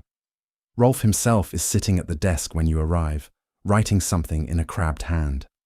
He does not look up immediately. "Sit," he says, gesturing toward the bed. "And give me the notebook." You hesitate. Then you pull the notebook from inside your coat and hand it to him. Rolfe reads for 20 minutes without speaking. You sit on the edge of the bed and try not to panic. This is the first time anyone has seen what you have written. The first time you have made yourself this vulnerable. Finally, Rolfe closes the notebook. He looks at you. You have no style, he says. Your sentences are pedestrian. You overuse certain words, and you have a tendency towards sentimentality that borders on mawkish. Your heart sinks. However, Rolfe continues, you have something more important than style. You have honesty, and you are documenting something that desperately needs documenting. So no, you are not wasting your time, but you need to improve. How? Read better writers. Stop imitating the newspapers. Write like you are speaking to someone who already understands. Do not explain. Describe. And for God's sake, burn half of what you have written and keep only the best. He hands the notebook back. Come here once a week. I will teach you. Not because I am generous, I am not, but because I believe in preserving the truth, and you are the closest thing I have found to an honest chronicler. And so, improbably, you begin meeting with Rolfe every Tuesday evening. He critiques your writing with brutal precision. He assigns you readings: Plato, Whitman, the French decadence. He shows you his own work, strange hallucinatory stories about tortured saints and beautiful choir boys, and explains why the church rejected him and why he cannot stop returning to religious subjects despite everything. They told me I had impure thoughts, he says one evening. As if thoughts could be impure. As if God made us capable of desire and then punished us for feeling it. The hypocrisy is astonishing. Then why do you still care about the church? Because it is beautiful. The ritual, the art, the theology. It is the most beautiful thing Western civilization has ever created. I simply refuse to accept that beauty and queerness are incompatible. They are the same thing. They always have been. Rolfe is not an easy teacher. He is impatient and cutting and prone to sudden rages when he feels you are not trying hard enough. But he is also brilliant, and he cares, in his own strange way, about making sure this history does not disappear. Under his guidance, your writing improves. You learn to be more precise, more observant. You begin to see patterns in the community that you did not notice before. The ways that class and money create hierarchies, even among outcasts. The difference between men who see their queerness as an identity and men who see it as a shameful secret they must manage. You also learn, through Rolfe, about the wider European context. He tells you about Magnus Hirschfeld in Berlin, who is beginning to study homosexuality scientifically and argue for its decriminalization. About André Gide in Paris, writing coded novels about same-sex desire. About John Addington Simmons, who has been corresponding with Havelock Ellis, a British sexologist, about writing a comprehensive study of homosexuality. There is a movement happening, Rolfe says, barely visible, scattered across Europe. Writers and doctors and activists who are trying to change the conversation, trying to argue that we are not criminals or degenerates, but simply human. It will take decades, maybe a century, but it is happening. You think about Carpenter writing his essays in Millthorpe, about Wilde holding court in Chelsea, about Bloxham arguing theology in Hampstead, about Simmons offering tea in a shabby flat in King's Cross. All of them, in their own ways, part of the same movement. All of them refusing to disappear. In September of 1887, the community experiences another shock. Charles Hammond, the proprietor of the Cleveland Street establishment, is arrested. Not for running a brothel. That would come later, in 1889, when the full scandal breaks. This arrest is smaller, quieter. A client was caught and gave up Hammond's name to reduce his own sentence. Hammond is charged with procuring boys for immoral purposes. He is held for 3 days, then released on bail. The arrest sends ripples through the network. Everyone who ever visited Cleveland Street is terrified that Hammond kept records after all, that their names are in police hands, that arrests are coming. You never visited Cleveland Street, after those first few times in your early months in London. But you know men who did. Thomas, the medical student, Arthur, the typesetter. Even Edmund, the poet, admitted once to going there when he was desperate and lonely. At Simmons's gathering the week after Hammond's arrest, the mood is grim. Only 6 men attend. Everyone is scared. Simmons himself looks exhausted. "I do not know how much longer I can do this," he says. "Every week I expect the police to kick down the door. Every week I wonder if one of you is an informant." "We are not," Arthur says. "How do I know? How does anyone know? The police are getting better at infiltrating. They send young constables who look like they belong. Who know the codes? How do I tell the difference between someone who needs help and someone who wants to arrest us all?" No one has an answer. The gathering ends early. You walk back through the dark streets with Arthur, neither of you speaking much. Finally, near Russell Square, Arthur says, "I am thinking about leaving. Not just the gatherings. London. Maybe England." "Where would you go?" "I have a cousin in New York. He has been writing to me, telling me to come. Says it is not perfect there, but it is better than this." "Is it?" "I do not know. But at least I would not be waiting every day to be arrested." You part ways at the square. Arthur heads east toward Clerkenwell. You stand there for a moment, watching him disappear into the fog, and you wonder if you will ever see him again. Many men are making the same calculation. How much danger is too much? When does survival require leaving everything behind? You think about David. You have not seen him in nearly a year. You heard through the network that he moved to Highgate, took a new position at a different bank. You do not know if he is still attending gatherings, or if he has retreated entirely into the safety of isolation. You miss him. Not with the sharp pain of the early months, but with a dull ache that never quite goes away. He was the first person you loved in London. The first person who made you believe that something beyond survival might be possible. But survival, it turns out, is harder than you thought. And sometimes it requires giving up the things that made survival worth it in the first place. In October, Hammond flees to France. Out on bail, facing trial, he simply disappears one night. He will never return to England. The case collapses without him, though the scandal will resurface 2 years later when a telegram boy named Charles Swinscow walks into a police station and tells them everything about Cleveland Street. But in October of 1887, all you know is that Hammond is gone, and with him, one of the few semi-safe spaces for men who needed what he provided. The establishment closes. The boys who work there scatter. Some return to street work. Some leave London. Some simply vanish. You write about this in your notebook. The loss of spaces, the constant erosion, the way the community has to keep rebuilding after every raid, every arrest, every scandal. Rolfe reads it during one of your Tuesday sessions. "You are becoming morbid," he says. Am I wrong? No, but morbidity without hope is just despair, and despair is useless. If you are going to document this, you need to document the resilience too. The way people keep finding each other even after everything is taken away. How do I do that? Go to more gatherings. Talk to more people. Stop sitting in your room feeling tragic and go out into the world. So you do. Over the next few months, you attend gatherings you have never been to before.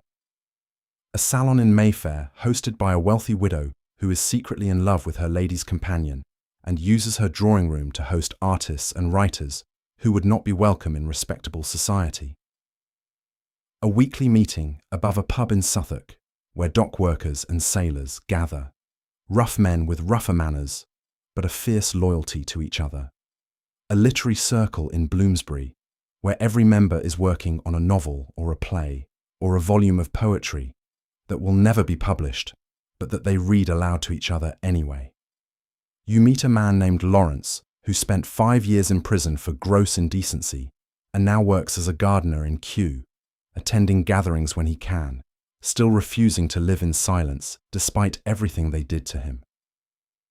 You meet a pair of lovers Richard and Stephen, who've been together for 12 years, living openly as bachelor roommates, and somehow avoiding suspicion because they are both so unremarkably middle class that no one looks twice at them. You meet men who are scared and men who are defiant, men who are surviving and men who are barely holding on, men who have built entire lives in the margins and men who are just beginning to understand that the margins are where they belong. And you document all of it, every name you can safely record, every story, every gathering.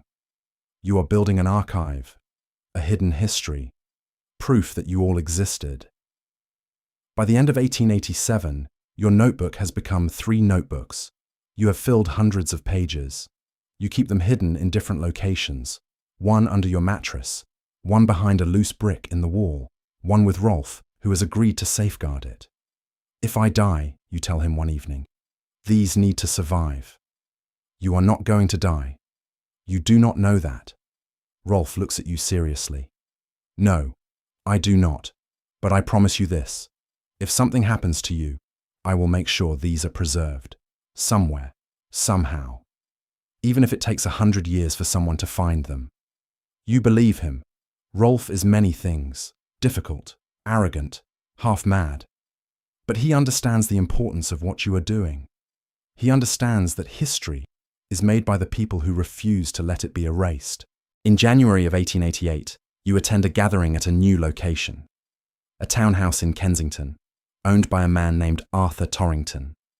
Torington is 52 years old, independently wealthy, a collector of rare books and Renaissance art. He has been hosting gatherings for 20 years, long before you even arrived in London, and somehow he has never been raided. His gatherings are different from Simmons's or Bloxham's or Rolfe's. More formal, more deliberate. This is not a desperate support group. This is a salon in the truest sense, a place where queer culture is not just surviving but actively being created. There are perhaps 20 men in Torington's drawing room when you arrive. The room itself is astonishing. High ceilings, Persian rugs, paintings that you recognize from books, Renaissance masters, mostly male nudes, a grand piano in the corner, shelves lined with leather-bound volumes. Torington himself greets you at the door. Tall and silver-haired, dressed in a velvet smoking jacket, he looks like he stepped out of another century. "Welcome," he says. "First time at one of my gatherings?" You nod. "Then let me explain the rules. This is a space for art and intellect. Politics are discussed, but not argued. Personal histories are shared, but not interrogated. And whatever is said within these walls stays within these walls. Agreed?" "Agreed."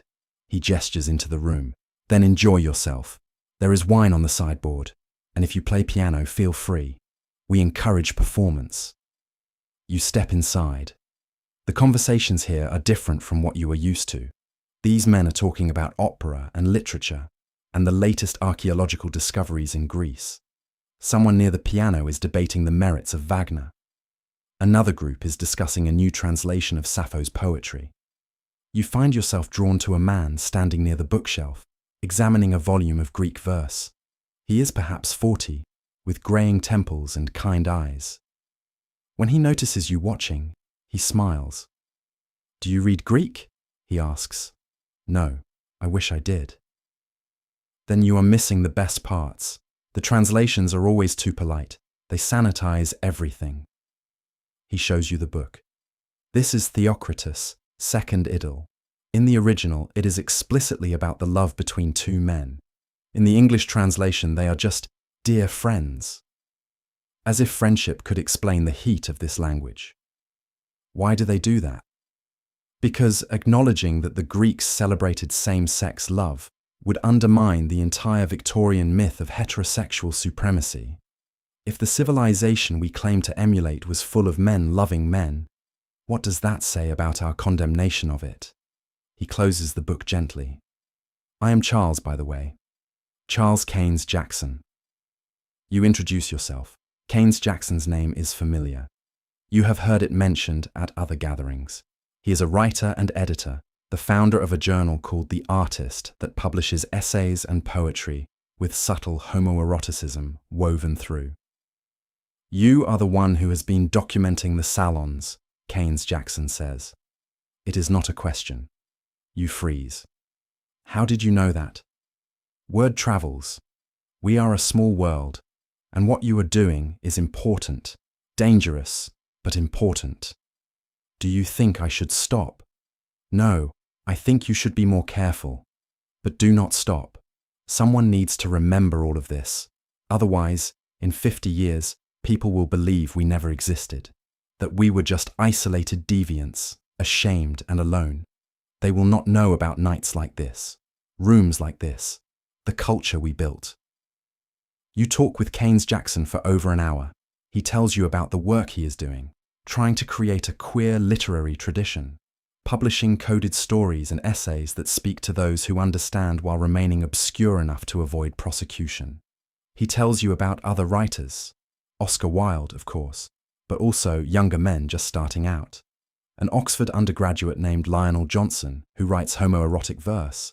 A schoolmaster named Marc-André Rafalovich, who is planning to move to London and host salons of his own. We are building something, Keynes Jackson says, a culture, a body of work, so that when the laws finally change, and they will change eventually, even if it takes a century, there will be proof that we were here, that we loved and created and thought deeply about our lives. By the end of the evening, you have met a dozen new people, writers and artists and scholars, all of them part of the same invisible network, all of them contributing in different ways to the survival and flourishing of queer London. As you leave Torington's house and walk back toward Bloomsbury through the cold January night, you think about what Keynes Jackson said, about building something that will last beyond all of you, about creating proof of existence. That is what the salons are, ultimately. Not just refuges, not just spaces to survive. They are acts of defiance. Every gathering is a refusal to disappear. Every conversation is a claim to dignity. Every friendship formed is evidence that the law is wrong, that the church is wrong, that the newspapers are wrong. You exist. You all exist. And no amount of arrests or trials or condemnation can erase that. The winter of 1888 is brutal, the coldest in a decade. The Thames freezes solid in places. Coal prices double. People freeze to death in the streets, mostly the homeless, mostly the poor, mostly people no one bothers to name in the newspapers except as statistics. The cold affects the gatherings too. Fewer men are willing to risk the journey across frozen streets late at night. Simmons's gatherings in King's Cross shrink to 3 or 4 regulars. Even Torington's elegant salon in Kensington sees reduced attendance. The wealthy have retreated to their country estates. The working class men cannot afford the coal to keep warm, let alone the energy to socialize. You attend when you can, but mostly you spend the winter in your freezing room, writing. Rolfe has assigned you a project. Compile everything you have documented into a single coherent narrative. Not a diary, a history. Something that could theoretically be read by someone who knows nothing about this world. It is harder than you expected. How do you explain the salons to someone who has never needed them? How do you convey the terror of living under a law that criminalizes your existence, while also conveying the beauty of the community that survives anyway? You write draft after draft. You show them to Rolfe every Tuesday. He tears most of them apart. You are being too cautious, he says one evening in February. You keep hedging. You keep saying, some men felt, or it is possible that. Write with certainty. You were there. You know what happened. Say it. If this is ever found, it could be used as evidence against people. Then use pseudonyms. Change identifying details. But do not soften the truth. The truth is that men loved each other, that they built a culture, that they refused to be ashamed. Say that. So you rewrite. Again and again. Slowly, painfully, something begins to take shape. Not quite a book, not quite a testimony, something in between. A record of a world that exists in shadows. In March, the cold finally breaks. Spring arrives tentatively. Weak sunlight. crocuses pushing up through the mud in the squares. The gatherings resume with renewed energy. Men who spent the winter isolated and afraid are desperate for connection. At Torington's salon in late March, you meet a man who will change your understanding of what the community can be. His name is George Ives. He is 24 years old, wealthy, educated at Cambridge, and possessed of an almost evangelical belief in the cause of queer liberation. Ives is striking, tall and handsome with intense blue eyes and a confidence that borders on arrogance. He speaks the way Rolfe writes, in long, elaborate, impassioned sentences that demand your full attention. You are introduced by Keynes Jackson, who has become something of a mentor to you over the past few months. "This is the young man I told you about," Keynes Jackson says to Ives. "The one documenting the salons." Ives's eyes light up. "Truly, you are keeping records." "Of a sort, notes, observations." "That is exactly what we need. Evidence, proof, a historical record." Ives pulls you aside, away from the rest of the gathering. "How much have you documented?" 3 notebooks, maybe 400 pages. "Good. That is good. But it is not enough. We need more. We need a comprehensive survey of queer life in London, who we are, where we meet, how we organize, our art, our literature, our relationships, everything. Why? Because someday, maybe not in our lifetimes, but someday, this will be legal. And when it is, people will need to know that we existed, that we had culture and dignity and love. If we do not document it now, it will be erased. The history books will say we were isolated degenerates, when the truth is, we built entire worlds. You have heard versions of this argument before, from Carpenter, from Keynes Jackson, from Rolfe. But Ives says it with such conviction, such certainty, that change is inevitable, that you almost believe him. "I am forming a society," Ives continues. "A secret society, but a real one, with members and meetings and a stated purpose. We will call it the Order of Cheronea, named after the battle, named after the sacred band of Thebes, 300 warriors, all of them paired lovers. They died together at Cheronea, fighting Philip of Macedon, the greatest example in history of the power of love between men. You have read about the sacred band. Every classically educated queer man has. It is one of the few historical examples that cannot be easily dismissed or reinterpreted. An elite military unit composed entirely of male couples, celebrated by the ancient Greeks, undeniable. What would this society do, you ask? Several things. First, mutual aid. If a member is arrested, we help with legal fees. If someone loses their job due to scandal, we help them find another. Second, documentation. We record our history as you have been doing. Third, advocacy. We write, we argue, we slowly, carefully begin to shift public opinion. And fourth, most importantly, we provide a sense of identity, a sense of belonging to something larger than just a few scattered salons. It is ambitious, possibly dangerous, definitely illegal. Forming a secret society with the explicit purpose of advancing the rights of homosexual men is the kind of thing that could land everyone involved in prison, but it is also thrilling. "Would you like to join?" Ives asks. You hesitate, then you nod. "Yes." "Good. I am meeting with potential members next week. Wednesday evening. I will send you the address." Over the following months, you attend the organizational meetings of the Order of Cheronea. They happen in various locations. Ives's lodgings in Bloomsbury, a borrowed room in a Bloomsbury hotel, once in a private dining room at a restaurant in Soho. The membership is small, maybe 15 men total. Some are familiar faces from the salons. Keynes Jackson is a founding member, as is Edmund the poet. Others are new to you.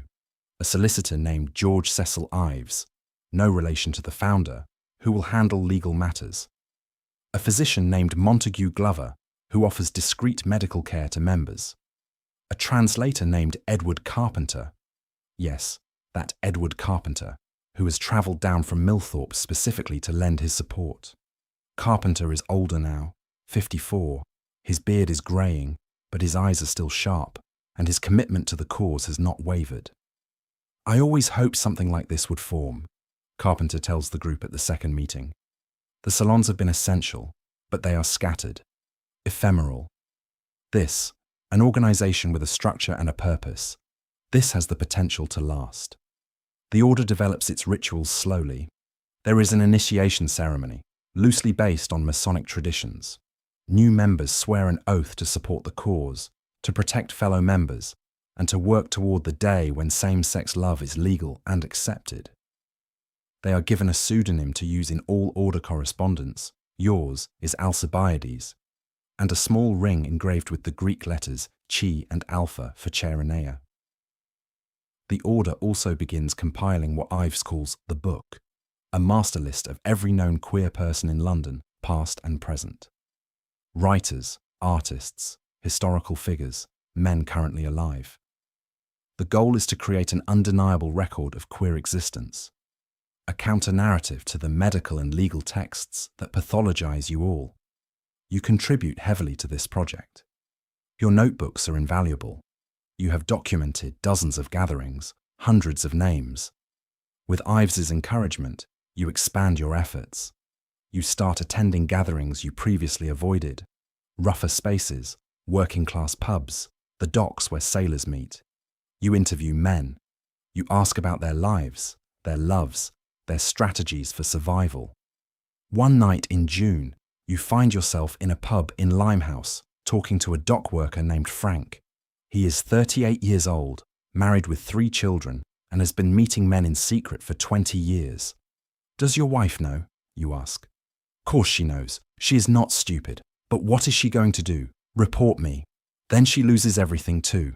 So we have an understanding. I provide for the family. She does not ask questions. And once a week, I go out. She knows where. She just does not say it. Do you love her?" Frank considers this. "I care for her.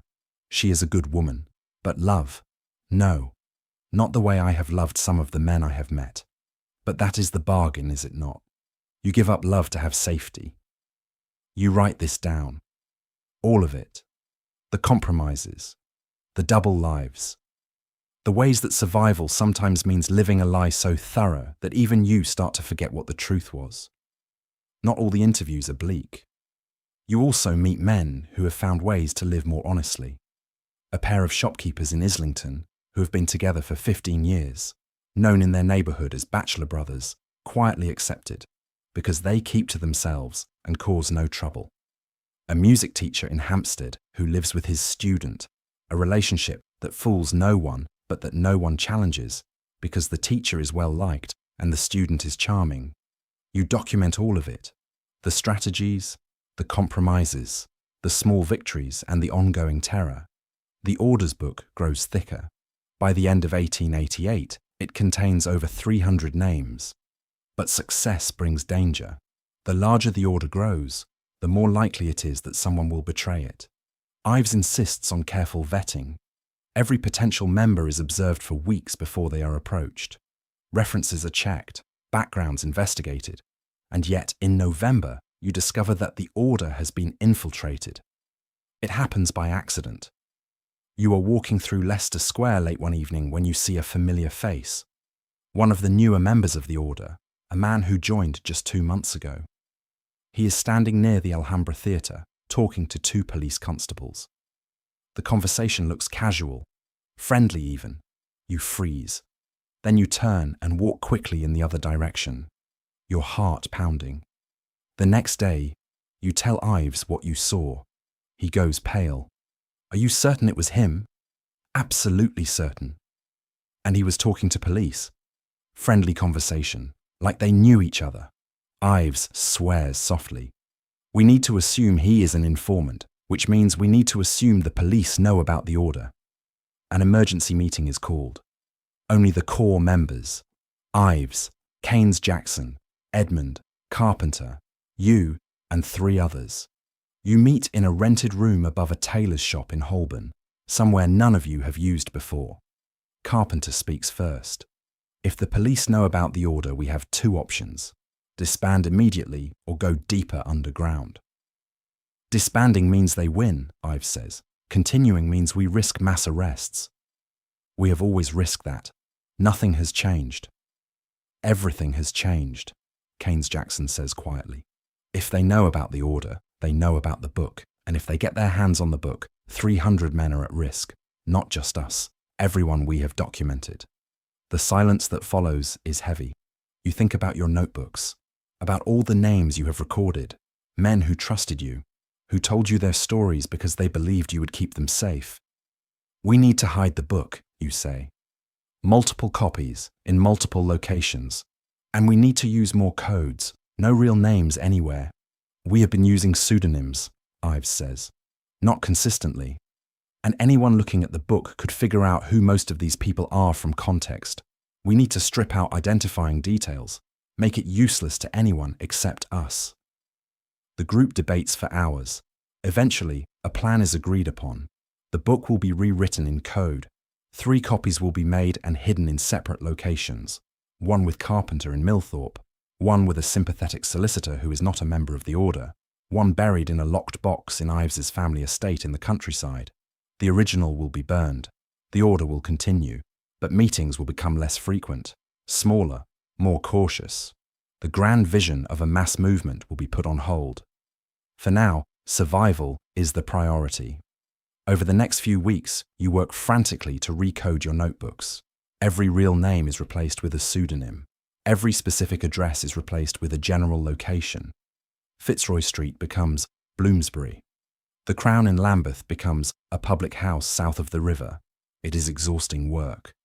And heartbreaking, because in the process, you are erasing the specificity that made these stories real. But it is necessary. You cannot let your documentation become a weapon against the people it is meant to protect. The suspected informant disappears. Ives later learns that the man was not a police informant, but something almost worse, a blackmailer. He had been gathering information about order members with the intention of extorting them. When he realized he had been discovered, he fled London. No one knows where he went, but the damage is done. Trust within the order is shaken. Membership declines. Some men decide the risk is too great. Others simply vanish, too scared to even send word that they are leaving. By early 1889, the Order of Cheronea is a shadow of what Ives envisioned. Fewer than 10 active members, meetings once a month at most. The grand project of documentation has slowed to a crawl, but it has not stopped. You continue writing, continue attending gatherings, continue collecting stories. Because the alternative, silence, erasure, forgetting, is unacceptable. In April of 1889, the Cleveland Street scandal breaks wide open. A 15-year-old telegraph boy named Charles Swinskow walks into a police station and tells them everything. About the house on Cleveland Street, about Charles Hammond, about the boys who worked there and the men who visited them, and about the fact that some of those men were wealthy, aristocrats, possibly even members of the royal family. The newspapers explode. For weeks, it is the only story that matters. The Times runs daily updates, lurid descriptions of unnatural vice and corruption of youth. Names are named, reputations destroyed. Several men flee the country. Hammond, already in France, stays there. A minor aristocrat named Lord Arthur Somerset is implicated and goes into exile. And the public outcry is enormous. There are calls for harsher laws, for stricter enforcement, for a moral crusade to stamp out homosexuality entirely. The gatherings shrink even further. Men are terrified to be seen together. Even Torington's seemingly untouchable salon in Kensington closes temporarily. Torington himself leaves London for 6 months, waiting for the scandal to die down. You keep attending Simmons's gatherings, which somehow continue.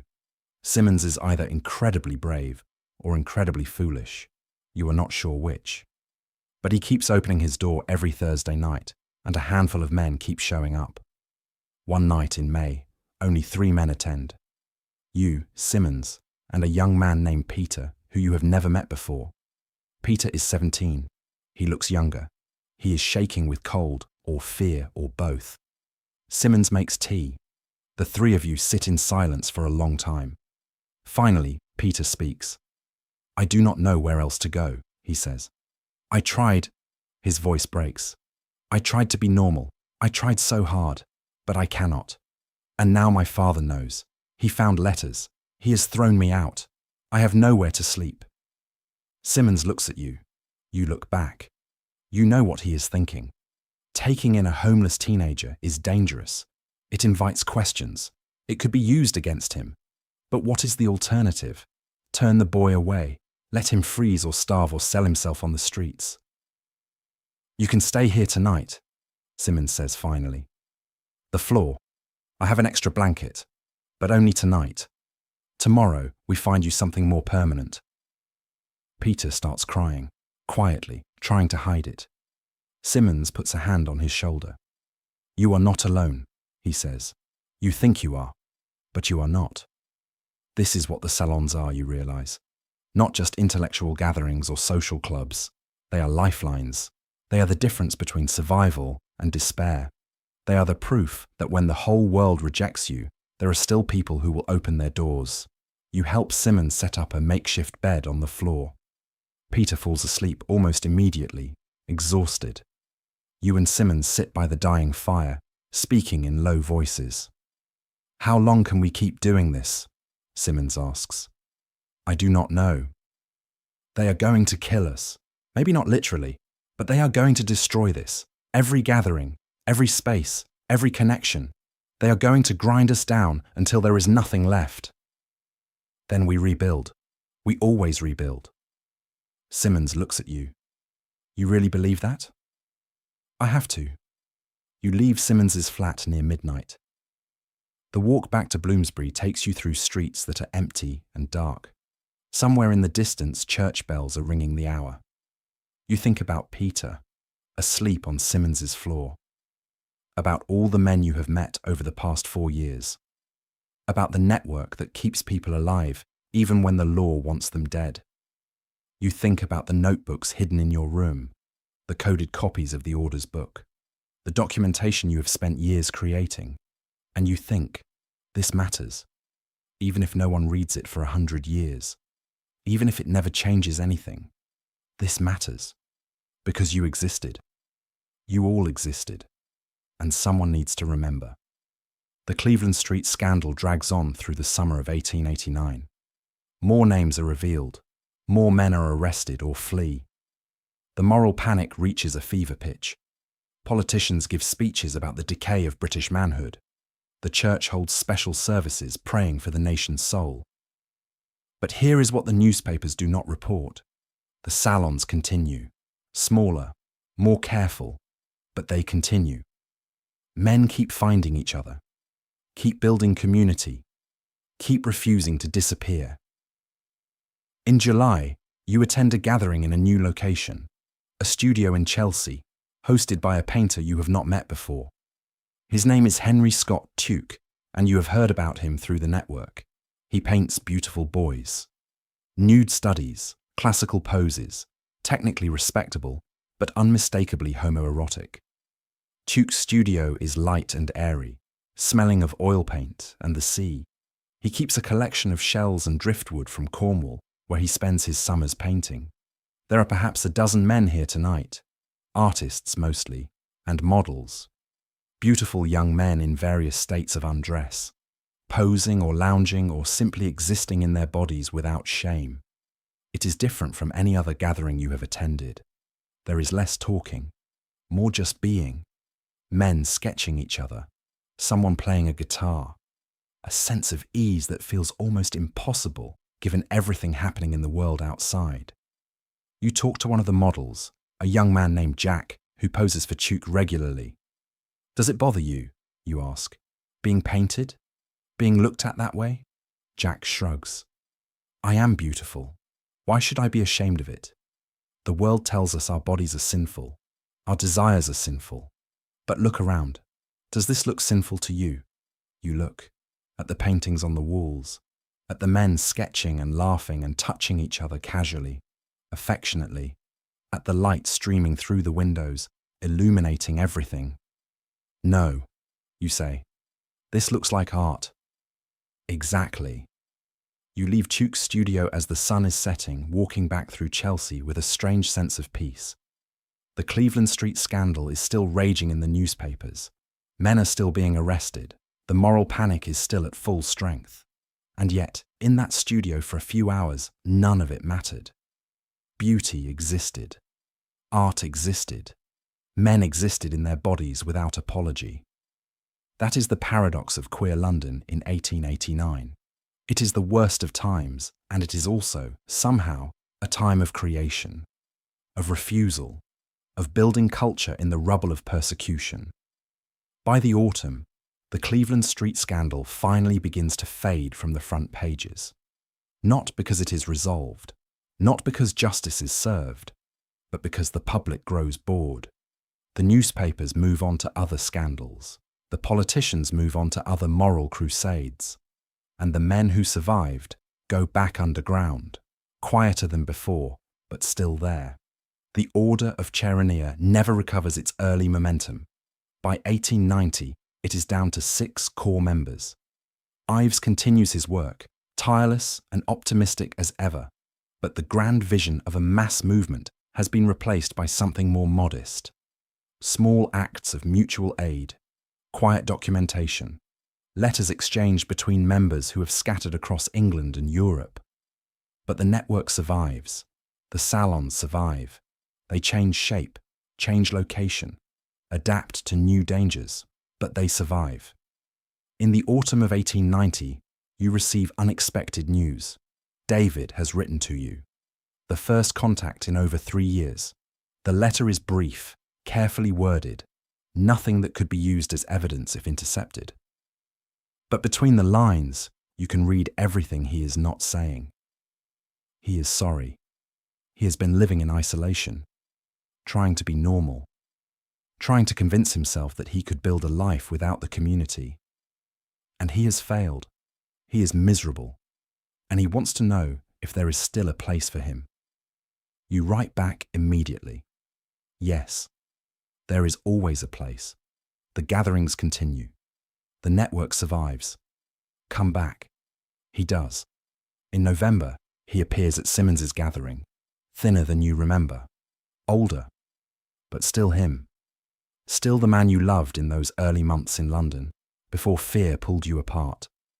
You do not fall into each other's arms. That is not how this works. But after the gathering ends, you walk back through the cold streets together, and it feels like coming home. I thought I could live without this, David says. I thought if I just kept my head down, focused on work, stayed away from anything that could be dangerous, I would be safe. But safety is not the same as living. No, it is not. I missed you. All of this. The gatherings. The feeling of being understood. You stop walking. You are near Russell Square, the same place where you parted ways years ago. I missed you too. This time, you do not let him slip away. You go back to his lodgings.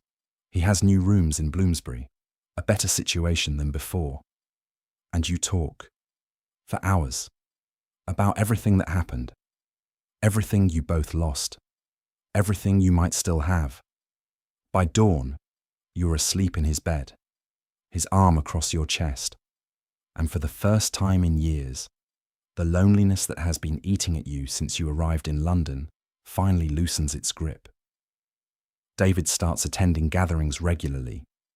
He becomes part of the network again. And slowly, carefully, you build something that might be called a life together. Not an open life. You still maintain separate lodgings. You still have to be careful. But you have each other. And that is more than many men get. In 1891, you turn 30. You have been in London for 6 years. In that time, you have filled 11 notebooks with documentation. You have attended hundreds of gatherings. You have met thousands of men, some briefly, some who became friends, some who disappeared into arrest or exile or death. Rolfe reads your latest notebook and pronounces it your best work yet. You have found your voice, he says. You are no longer just documenting. You are interpreting, analysing, making sense of it all. What good does that do? More than you know. Someday, someone will read this and understand. They will see that we were not monsters. We were people. We loved and created and survived. That is worth everything. In 1892, Charles Keynes Jackson publishes an essay in The Artist titled The New Chivalry. It is a coded but unmistakable defense of love between men, arguing that the deepest bonds have always existed between male comrades, and that modern society's condemnation of such love is a betrayal of classical values. The essay causes a minor scandal. Keynes Jackson is accused of promoting immorality. But he does not back down. He writes more essays, more coded arguments, slowly chipping away at the wall of condemnation. In 1893, John Addington Symonds and Havelock Ellis finished their book, Sexual Inversion. It is the first English-language medical text to argue that homosexuality is not a disease but a natural variation. It will not be published in England, too controversial, but it will circulate privately, and it will become one of the foundational texts of the early homosexual rights movement. In 1894, Edward Carpenter publishes Homogenic Love, an essay arguing for the decriminalization of same-sex relationships. It is bold, dangerous, and it reaches men all over England who desperately needed to read it. Letters pour into Carpenter's cottage in Millthorpe, men thanking him, telling him their stories, asking for advice. The network grows, slowly, carefully, but it grows. And then, in 1895, everything changes again. Oscar Wilde is arrested. You hear about it in April. Wilde has been engaged in a public feud with the Marquess of Queensberry, whose son, Lord Alfred Douglas, is Wilde's lover. Queensberry left a calling card at Wilde's club accusing him of posing as a sodomite, misspelled, but the intent was clear. Wilde, against the advice of everyone who cares about him, decided to sue for libel. The trial is a disaster. Queensberry's lawyers produce evidence, love letters Wilde wrote to Douglas, testimony from rent boys Wilde had been involved with. The case collapses. And then, instead of fleeing to France as his friends beg him to do, Wilde stays in London. He is arrested at the Cadogan Hotel on charges of gross indecency. The trial that follows is a spectacle. The newspapers cover every detail. Wilde's love letters are read aloud in court. His relationships with young men are dissected and condemned. The prosecutor asks him to explain a phrase from one of Lord Alfred Douglas's poems, "The love that dare not speak its name." Wilde's answer is famous. He speaks eloquently about the great tradition of love between men, about Plato and Michelangelo and Shakespeare, about the beauty and nobility of such love. It is a brave speech, a beautiful speech. It does not save him.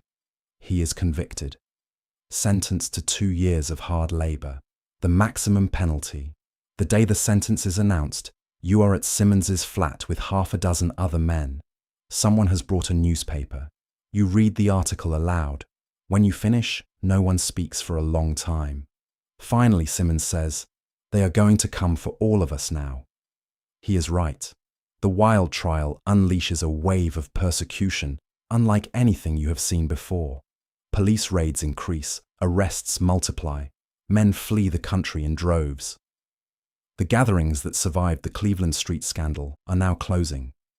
Even Torington, who seemed untouchable, shuts down his salon permanently and moves to Italy. Simmons stops hosting gatherings in June. It is too dangerous. The police are watching his building. He's been questioned twice. He tells you quietly that he is considering leaving London, maybe leaving England entirely. Where would you go, you ask? Germany, maybe. I have heard Berlin is more tolerant. Or Paris. Anywhere that is not here. The Order of Cheronea effectively dissolves. Ives tries to keep it going, but attendance drops to 0. The final meeting is in July of 1895. Just you, Ives, and Keynes Jackson, sitting in an empty room, acknowledging that the grand experiment has failed. This is not the end, Ives says, but even he sounds uncertain.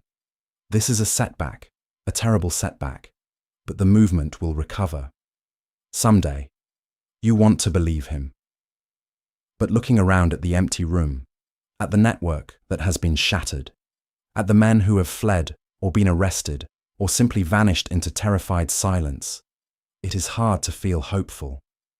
You continue attending the few gatherings that remain, a small group that meets irregularly in Bloomsbury, never in the same place twice, maybe 5 or 6 men. You talk in whispers, you leave separately, you trust no one new. It feels like the early days again, except worse, because now you know what is possible. You have seen the salons at their height. You have experienced community and culture and the beginning of something that might have become a movement. And now it is gone. But you keep writing. That is the one thing you can still do. You document the collapse, the persecution, the fear, the men who are arrested and the men who flee, the way an entire world can be dismantled in a matter of months. You also document the resistance, the men who stay, who keep meeting in secret, who refuse to let fear erase them completely. They are fewer now, but they are still here. In 1896, Wilde is released from prison. His health is broken, his reputation destroyed. He leaves England immediately and goes into exile in France. He will never return. He will die in Paris in 1900 at the age of 46, broken by what they did to him. But his trial also does something unexpected. It makes homosexuality visible. For years, gay men have existed in shadows, invisible to most of society. The Wilde trial drags everything into the light, and while the immediate effect is persecution, the long-term effect is awareness. People know now. They know that men like this exist, that there are networks, communities, a whole hidden world. And once something is visible, it cannot be made invisible again. In 1897, you receive a letter from Carpenter. He is still in Millthorpe, still writing, still living openly with George Merrill despite everything. The letter is long and thoughtful. He has been thinking about the Wilde trial, about the persecution, about what comes next. I believe we are living through the darkest moment, he writes. The backlash after Wilde has been severe, but backlash is a sign that we are being taken seriously, that we are a threat to the old order. And threats eventually bring change. Not in our lifetimes, perhaps, but someday. The work we have done, the documentation, the writing, the community building, will matter. Future generations will look back and see that we were here, that we fought, that we loved. Hold on to that. You read the letter multiple times. You want to believe it. Some days you do. Other days, it feels like hollow optimism. But you keep going. Because what else is there? By 1898, a fragile new equilibrium has emerged. The intense persecution of 1895-1896 has eased slightly. The police are still watchful, the law is still brutal, but the constant raids have slowed. A few gatherings resume, smaller and more cautious than before. The network begins to rebuild. You are 37 now. You have been documenting gay London for over a decade. Your notebooks have grown to 15 volumes, all carefully coded, all hidden in separate locations. You have recorded hundreds of names, thousands of stories, the rise of the salons and their collapse, the hope and the terror, the beauty and the tragedy. David is still with you, still your partner, in the quiet way that is all you can afford. You have built a life in the margins. It is not the life you might have wanted. It is not safe or easy or remotely fair, but it is yours. In 1899, you attend a gathering in Bloomsbury. A new generation of young men is starting to appear. Men who were children during the Wilde trial, but who are now old enough to seek out the network. They are more cautious than your generation was. They have grown up knowing what can happen. But they are also here, still looking for connection, still refusing to live in complete isolation. You talk to one of them, a young man named William, who is 21 and terrified and trying very hard to be brave. He asks you how long the gatherings have been happening. Longer than you have been alive, you tell him, and they will keep happening long after we are gone. How do you know? Because we need them, and as long as we need them, someone will risk everything to create them. William nods. He looks slightly less terrified, and you realize, this is the work now. Not grand movements or political change. Just this. Keeping the flame alive, passing it from one generation to the next, making sure that no one has to face this alone. In 1900, you are 39 years old. You have lived in London for 15 years. The city has changed. You have changed. But the essential truth remains the same. You exist. You all exist. And despite everything the law has done, everything society has tried to erase, you are still here. The notebooks are your legacy. 15 volumes documenting a world that was never supposed to exist. A history that was meant to be forgotten, but you have recorded it. Every gathering, every name you could safely preserve, every strategy for survival, every moment of beauty in the midst of persecution. You do not know if anyone will ever read them. Rolfe has promised to preserve them if something happens to you. Carpenter has a coded copy. Ives has another. But whether they survive the next 50 years, the next 100, you cannot say. What you do know is this. You tried. You bore witness. You refused to let the silence be complete. And maybe that is enough.